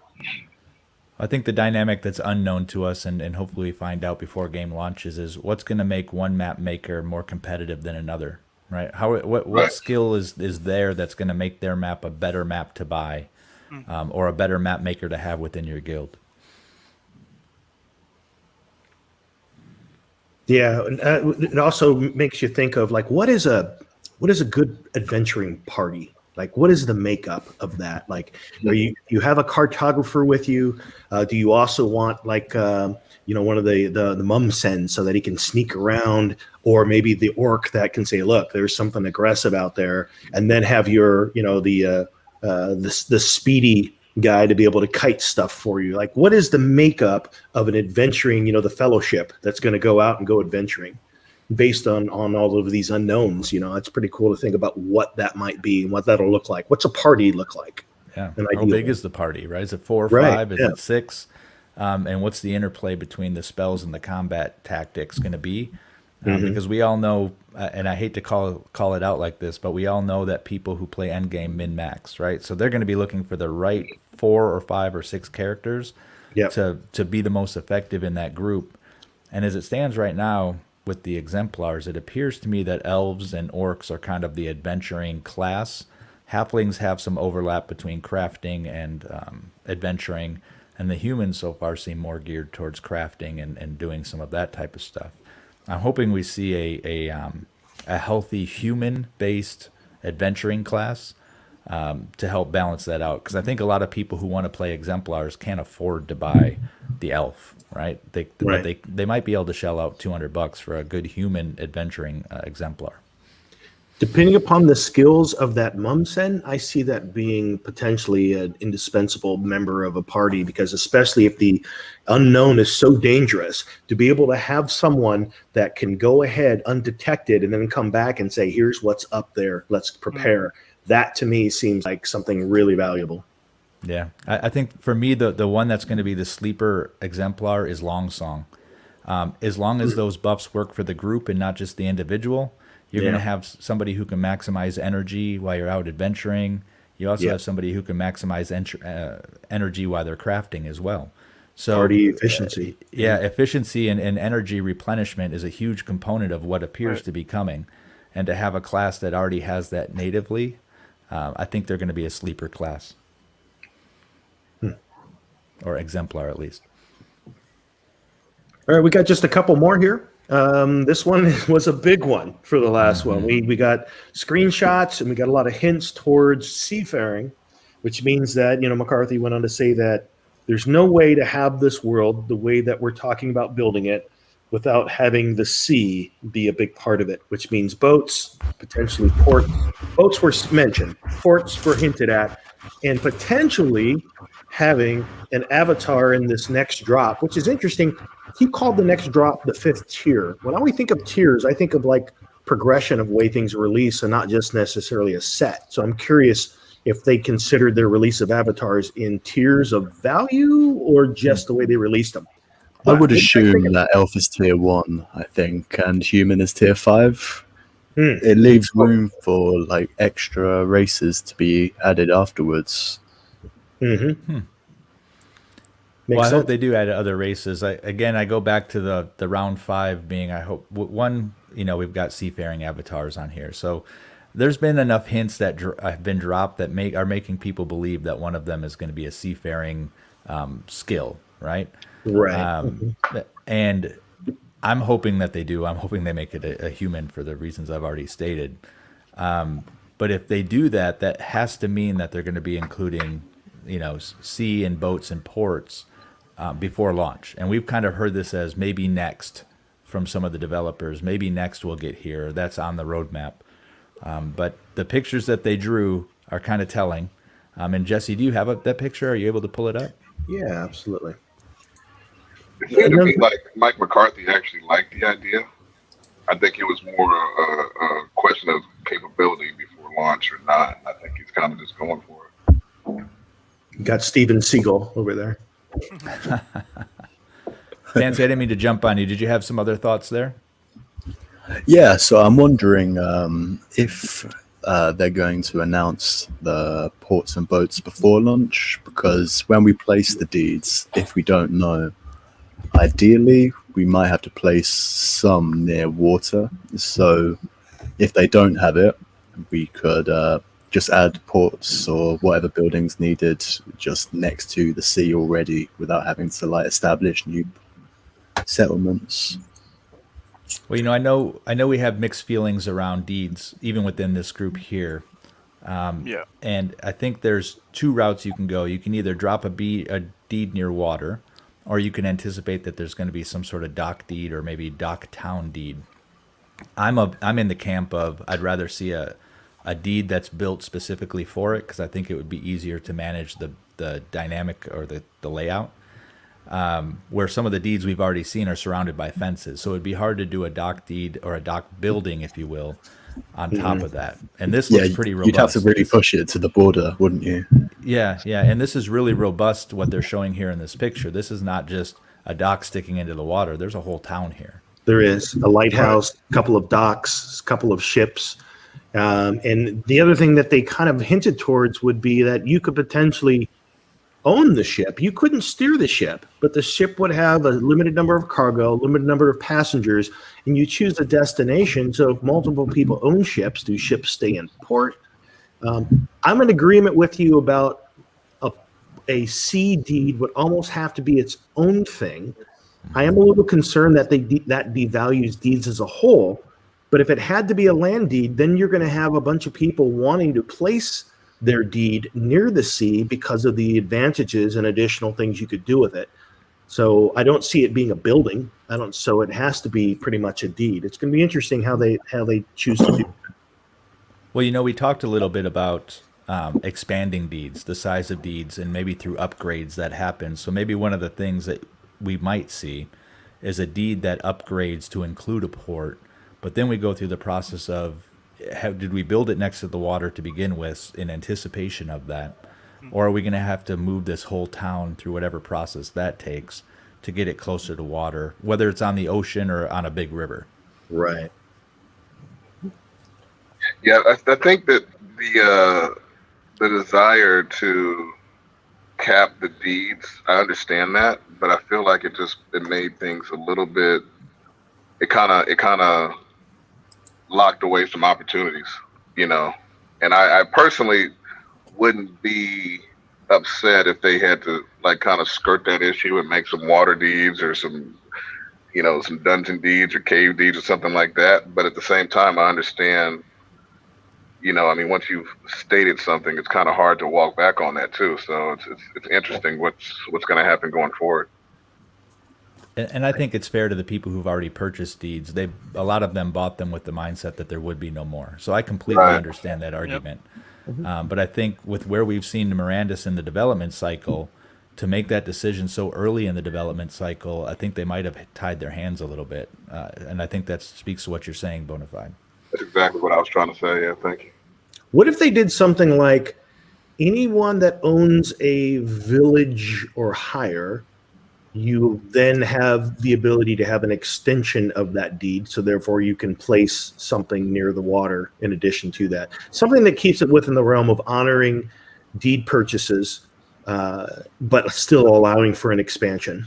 There's going to be something in there that makes it to where it works.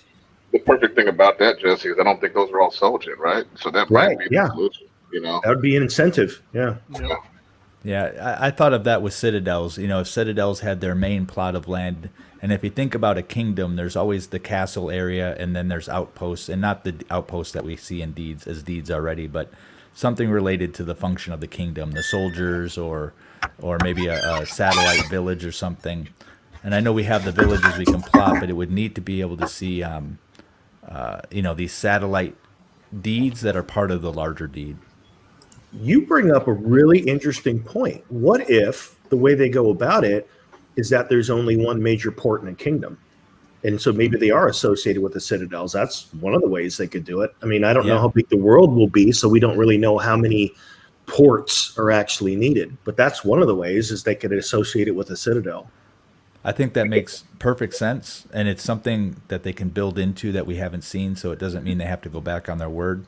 I think the other side of that is, I would presume that, Mirandus is not just one landmass, and we'll see, islands of some sort, or maybe even full continents of sorts.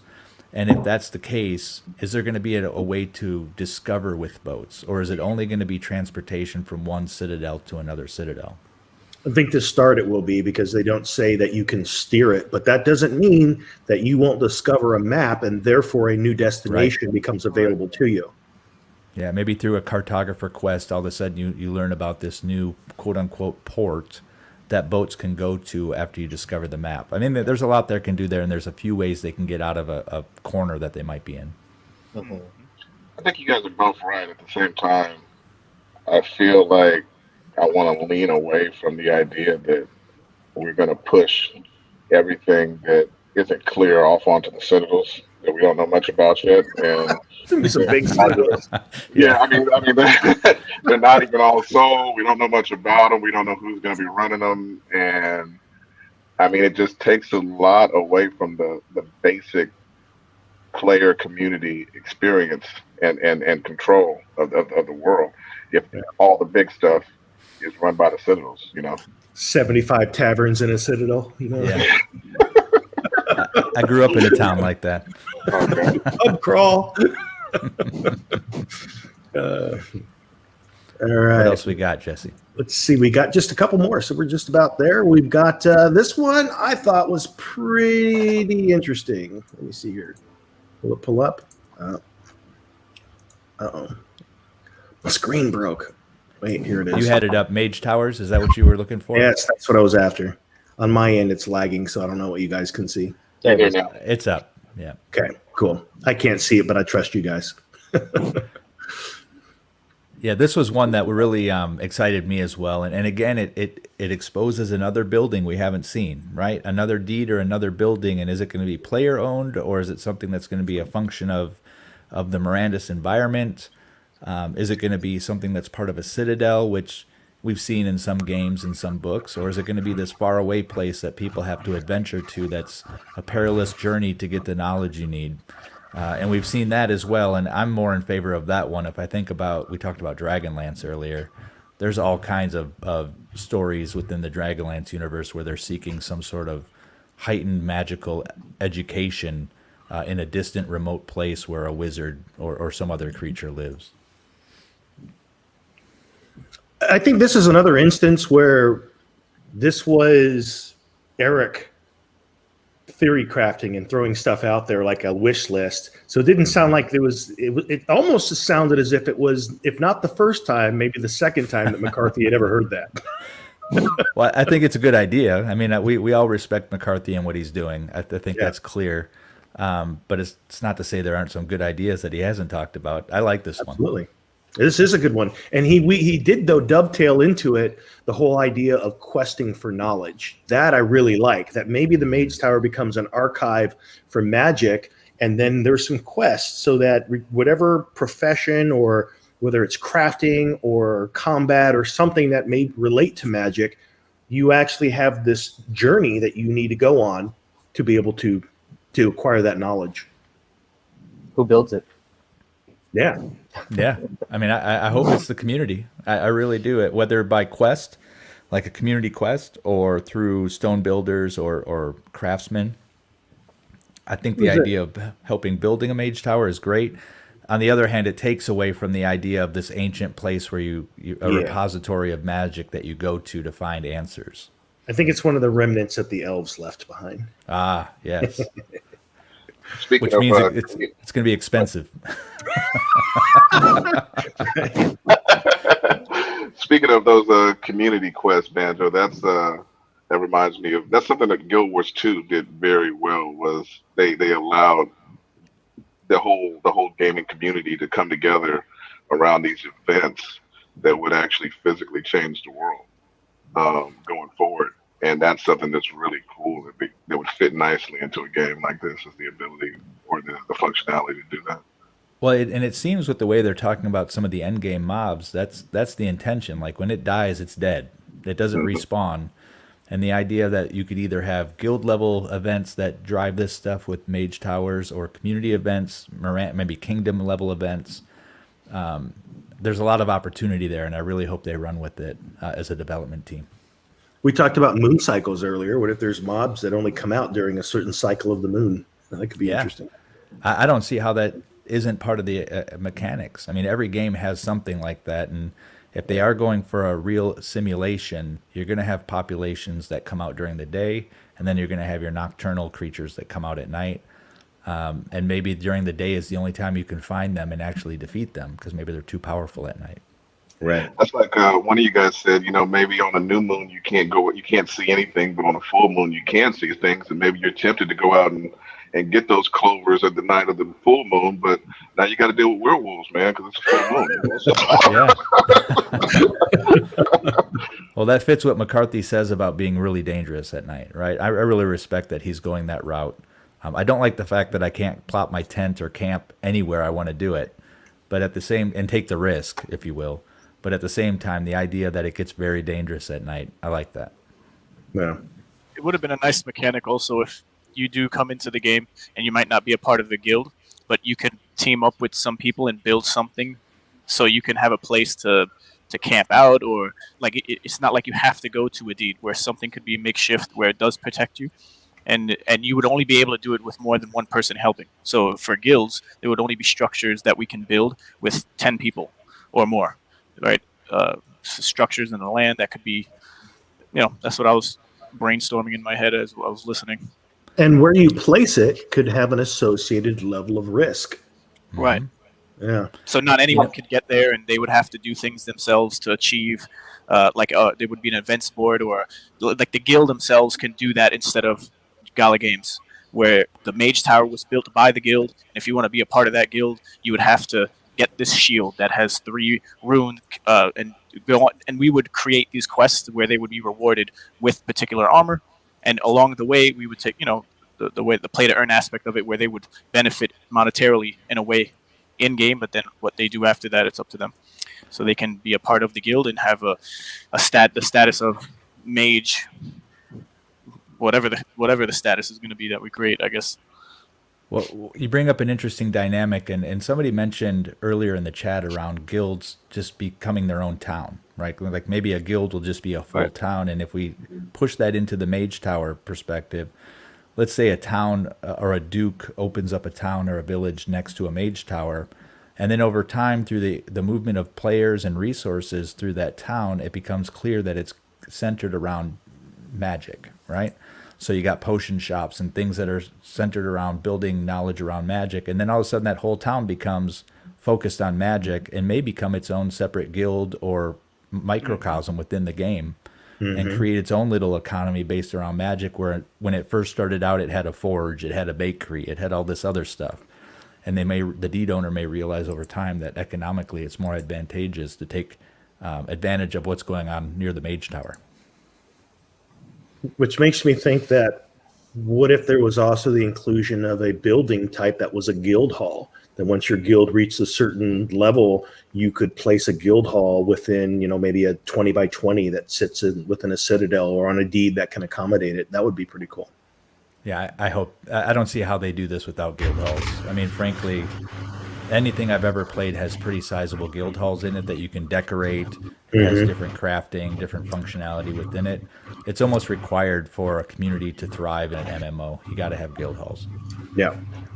It would also be a good place to display the map of all the cartographers. Yeah. Like a collective of what everyone knows, and you could put markers in it, perhaps, like stand around it like a big round table. That'd be awesome. Yeah. I wonder if cartographers, we're kind of stuck on the map piece of it, but maybe they also do like compasses or dowing rods or whatever that stick is they point at the ground to find resources. There may be more components to maps rather than just cartography, right? Yeah. And all of these things that we're talking about would benefit the free-to-play aspect of the game, where like anyone coming in, there's plentiful amount of quests or things to do by the certain groups that have guilds in the game, or the sanctuaries, I guess, would be another place to go to just to try to level up or earn something to keep the player base healthy. But As for the questing for knowledge piece, I think a place where I do have a little bit of concern right now is they feel inclined towards players being the people in the game, and not having a lot of NPCs in the game. And I get it from a kingdom perspective. It'd be neat to have the guards, the royal family, all that other stuff. But from a quest perspective, I've played games where there's no NPCs, and it's really hard to navigate and create a good quest system that kind of builds a community around the non-player characters, if you will, without a healthy NPC system. So I don't know what that looks like, but it seems to me that quests can't just come from an item, and they can't just come from a board, and they can't just come from another player. That's not the only place that the absence of NPCs feels strange to me. I remember looking at some of the earlier shots, and they show there's a place where they show a guy tending bar.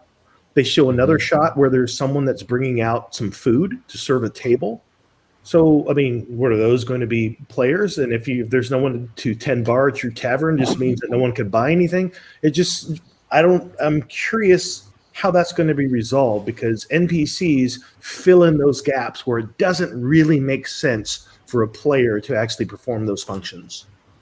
I think it kind of goes back to, if they build it, if they give the community the tools, then we can do a lot more. Like, that kind of goes back to the whole DAO type of thing. I mean, if you have a tavern and you want to hire people to work in your tavern, you're going to need smart contracts to make that work. Nobody's going to want to come in and serve tables or interact with people in your bar and play music and stuff like that to help them heal up faster or whatever if you don't have a function to pay them and keep it running while you're not necessarily right there all day, sitting there 24/7, making sure everything's running properly, Yeah, and finding somebody who's going to want to be a bartender 24/7 is just not going to happen, right? I mean, a lot of these people are doing this to make a little scratch to go out and buy a cheap sword and get out and maybe do some fighting. I know we've got people even within the guild that are hell bent on being the best farmer and the best rancher, and I love that. I love that the game offers that. Awesome. But I think the average person's not going to want to be the best bartender, right? I mean, I don't see there being a market for all the taverns in the game having the best bartender. Yeah. One shot that I've got here, that this is probably the thing. There's two more items. We got this and in-game currency, but I wanted to share this one. And it is this picture of that simple forge. And the reason I wanted to share this, because of all of the things that I looked at and listened to during that live stream, it was when we got to this shot, and it was one of you guys that actually were doing a live stream, which was awesome. Thank you for that, to be able to see this image. This is a 5x5. So I think a lot of people in their minds, they maybe thought of something smaller, but look at this. It's got like a kiln or something there, and it's got two workbenches. So whether you have a potion stand, a milking stand, a simple forge, a simple storehouse, you could be a person with a modest budget in the world of Mirandus and simply have the most basic of avatars and a simple stand. And you can have a place and a business and actually have something to do within the world of Mirandus. To me, that's pretty cool. If I think about another game that had a pretty healthy in-game economy and it was user-generated for the most part, was Second Life. And when I think about what people were able to create, now it seems like there was probably a little bit more flexibility in Second Life. But the idea that you can have your in-game store and actually translate it to real-world value, to me, that's huge. And I think it's going to be a whole nother level of people who are finding an opportunity within games where they may not have been gamers in the past. Absolutely. All right, well, that does bring us to the final talking point, and it's an interesting one, and it's actually a bit tricky as to how it will be sorted out, and that is in-game currency. And the reason this is tricky is because one of the things that were shared on this live stream is that there was a lot of things. There was a lot of, theory crafting, but one of the things that McCarthy said is that he has a hard time with seeing it being any other way than Gala being the in-game currency, and then there being variations labeled as copper, silver, gold, and platinum. But those, even though they're called that, they're still a representation of the fractional amount of Gala that you are spending within the game. And me personally, I have a lot of thoughts about why I don't think that's a good idea, but it's interesting that they're looking to head in that direction. What do you guys think? I believe there should be an in-game currency, obviously, and I like the idea of it being the typical copper, silver, gold, platinum, and so on and so forth. Mm-hmm. The challenge I have with pegging it to the price of Gala is if the bull market happens and Gala goes sky high, or if we get a bear market and it goes way down, that's going to drastically impact the in-game market, and it's going to send things so askew with just normal day-to-day operations. One day things are going to be, oh, this is good, I can survive, and the next day it's going to be cost prohibitive. And there will be people on the other side of that trade as well. So there will be winners in that circumstance. But at the end of the day, we know a lot of us are crypto people, and we know that a market can spike super high. These aren't stable coins, right? These are things that have value. Even if you look at the earnings from Gala nodes over the past couple of months, there's a drastic impact with the price of Gala. So I love the idea of in-game currency. I'm curious how they're going to manage it and peg it to a real world asset. Yeah, I agree with Banjo. I mean, I've seen there's been a lot of games. There's a lot of stories of hyperinflation and all kinds of things that have happened in games as far as their economics. And personally, I want McCarthy to take control of the in-game economy. I don't want the world, the actual real world, to be affecting Mirandus. And not only that, but an event in Mirandus, if you expound upon that, it could affect Echoes of Empire's economy now. You know what I mean? Or vice versa. You know what I mean? And that's not something that is going to be safe long term. So hopefully, I mean, even if you want to peg it temporarily, but then you might have to repeg it. You know, I mean, you might have to I want them to be flexible and not lock themselves to the Gala token itself. That's a great perspective I hadn't even considered. Hyperinflation in one game, if it's pegged to Gala, will have an absolute direct impact in all the other games using that network. That's huge, and I don't envy the position Gala Games is in, because that's a hard decision to make when you're tying an in-game asset to a real world asset. It takes away from the gaming experience, in my opinion, because if you are investing, when I say investing, I mean your time and your intention and wanting to be within this game world, you want the associated game economy to be about the experiences in that bubble as best you can. Yes, there's always going to be outside influences that have an inward impact, but to minimize that the best you can, I think, should be the goal. And what I don't want to see is people hodling a resource in the game because of what their expectations are outside of it, or even in another game, as Bonafide mentioned. So yeah, I think that absolutely it's a bad idea, and hopefully they reconsider and look another way to go with having its own in-game currency within Mirandus. Yeah, can you imagine people hoarding wood just to hope that the market increases, right? Just so they can sell it and get a better price on their wood. It would completely stymie an in-game economy.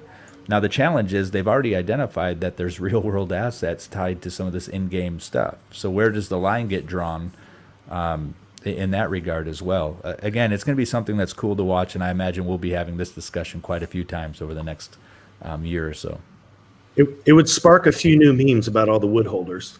Yeah. I've already got a few in my head.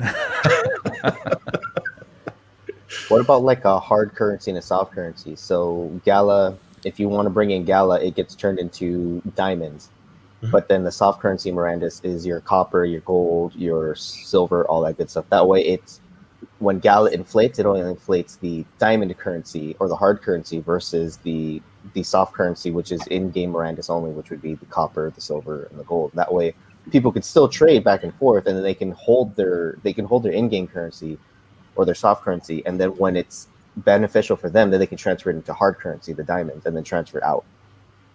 That's actually that's actually an interesting idea, which I've actually seen that a couple of times, and Um, the hard currency wasn't as wide reaching as I expect Gala coin to be, or the Gala token to be.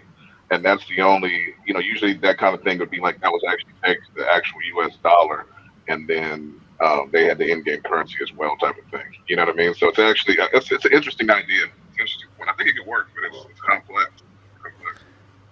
Whether they do it on another blockchain or they do it with directly on the Gala blockchain, there's going to have to be some level of swap pool, right? There's going to have to be a group of people who will put their Gala and put their in-game currency in a swap pool for people to go and swap that in-game currency for Gala, or they're going to have swap pools for Mirandus versus Echoes of Empire in-game currency, and maybe there's a swap pool there. And really what I'm seeing as we talk about this is going to be turning into a whole, exchange level process, right? Whether it's done through DAOs or done through Gala directly, and I think they're probably allergic to that idea because it carries some risk for their brand. But there's going to have to be some mechanism, either through Gala directly or a third party, to swap these assets, right? You can't just, unless Gala's building an in-game exchange, there's got to be some way to move this stuff around. Mm-hmm. That's one thing right there. I mean, there I go with my assumptions again. But from the beginning, when it was first described to me, because I remember in one of the first AMAs, Bitbender was talking about all the games would have their own currency, and to me, that automatically said there was going to be a Gala chain exchange for all these different tokens to transfer back and forth. And then once I became a part of the ecosystem, you look at your inventory there, and they already have several different cryptocurrencies already. Right. You can move between, or you can't move between them, but that you have access to hold in their wallet. And so it made sense to me that they're gonna build an exchange. So it's now I'm curious if they are.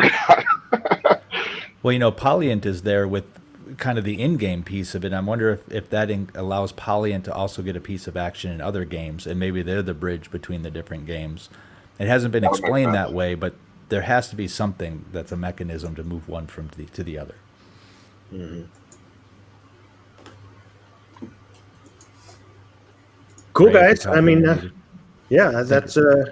I think Ray's muted and trying to talk. Hey, yeah, sorry about that. I was just gonna wrap it up, I guess, and say this is going to be a major topic of conversation down the line, because the foundation of the play to earn economy is based on this. And if it's not going to be lucrative in any way, like if there's no utility token in the game separate from Gala, then but I'm sure this is one of the main things to plan out when you're building NFT gaming game, more or less. So, as you're saying that, I'm thinking to myself, that is why I think it's important in this early thought phase of like, where's the community conversation about this?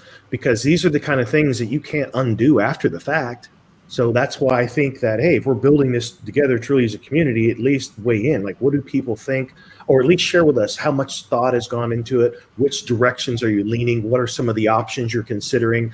Because these are some of the things that once you lay that foundation, it's not so easy to come back and change that later. So that's what I'm wondering, how far down the development process does the conversation kick in?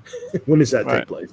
Yeah, well, this level of tokenomics, I mean, from in-game currency to Gala, requires its own white paper, because this is not. Exactly. There's a lot of math sitting behind this. There's a lot of, I hate to say investment because that's an allergic word in these dialogues. But there's a lot of money floating around, both within the Gala ecosystem. They're spending money. We're spending money, and at the end of the day, this, like Ray said, this doesn't work unless the system is the foundation is laid, right? Yeah. I think Jesse said that too. So it's got to be done up front, because this is going to impact every single game in the Gala ecosystem. Right. When white paper? That's the question. We got to know it for them. When white paper. Hashtag everybody. Get it out there. Guys, it is so fun having these conversations. We've actually reached the 2-hour mark. You guys have anything you want to add or closing thoughts? Those are mostly the key points from the live stream that took place during the test. We've covered them. We've jumped in, but any closing thoughts? Anything you guys want to add? my closing thought would just be that I think that I speak for everyone in a way that, I mean, we just want to see a better form of engagement where we have a better form of communication with the devs and with the community, because a lot of these ideas we brought up um, need to be worked out and communicated back and forth. It's like you said, once the game is out, it's out. And if there's a problem, now we got to start nerfing stuff and tearing things apart. And I've seen games that had bad launches. It might take you years to recover, if at all. So Trying to unbake a cake. Yeah. that being said, most games have bad launches, but that initial recovery period is very key. So I want to just shout out Mega Raid Boss in the comments earlier for mentioning how Gala Games announcement update. So more or less, there's a separate AMA for questions. There's a channel for AMA questions, and for questions that you really want answered, it seems that they aren't getting answered, and the team has acknowledged this. So now there's a specific channel that everyone could ask these particular questions, and they'll be considered for future AMAs, but they'll also maybe get answered in that channel itself. So even though Mega Raid Boss in the channel said thank you, Rome, for basically pushing this forward to happen, I would say it was a group effort, and something that was always pressing before Rome was even created, that we all wanted collectively. So the hive mind is working with or without Rome. Absolutely. That's great. So thank you, everybody. Yes. Thanks, Ray. And I just want to call out Blarg the Zombie called out in chat. Is there a particular Discord to keep this conversation going? Our Rome Guild Discord, the bathhouse there, has become a very common place for people to discuss the game stuff. And we love engaging people there. It allows us to get to know you. It allows you to talk about stuff in the game that you may not feel comfortable talking elsewhere. So that is available to you. You just got to reach out to the Rome Guild. I think what my closing thought on this podcast is, it's clear that we all have a passion for the success of this game. We admire the work that Mike's doing and that Gala's doing.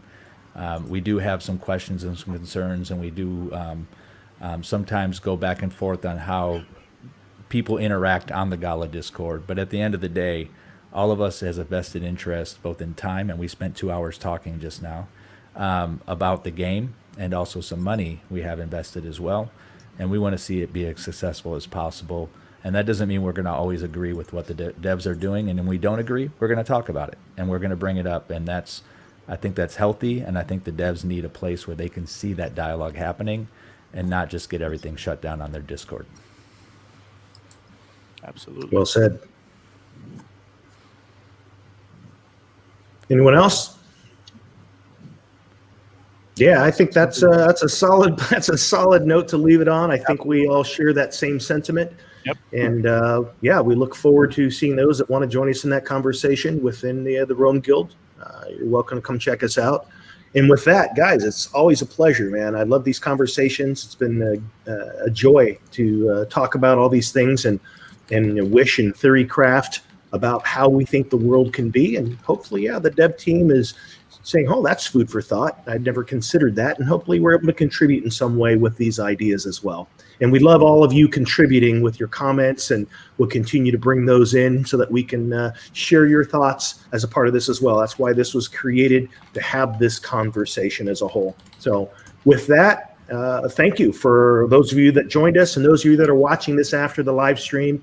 We will see you again, same time next week, Sundays, 10 a.m. on the West Coast of the United States, 1 p.m. on the East Coast, and 7 p.m. here in Central Europe. Until next time, all of us out. Peace. Ciao for Bye all. now. Yep.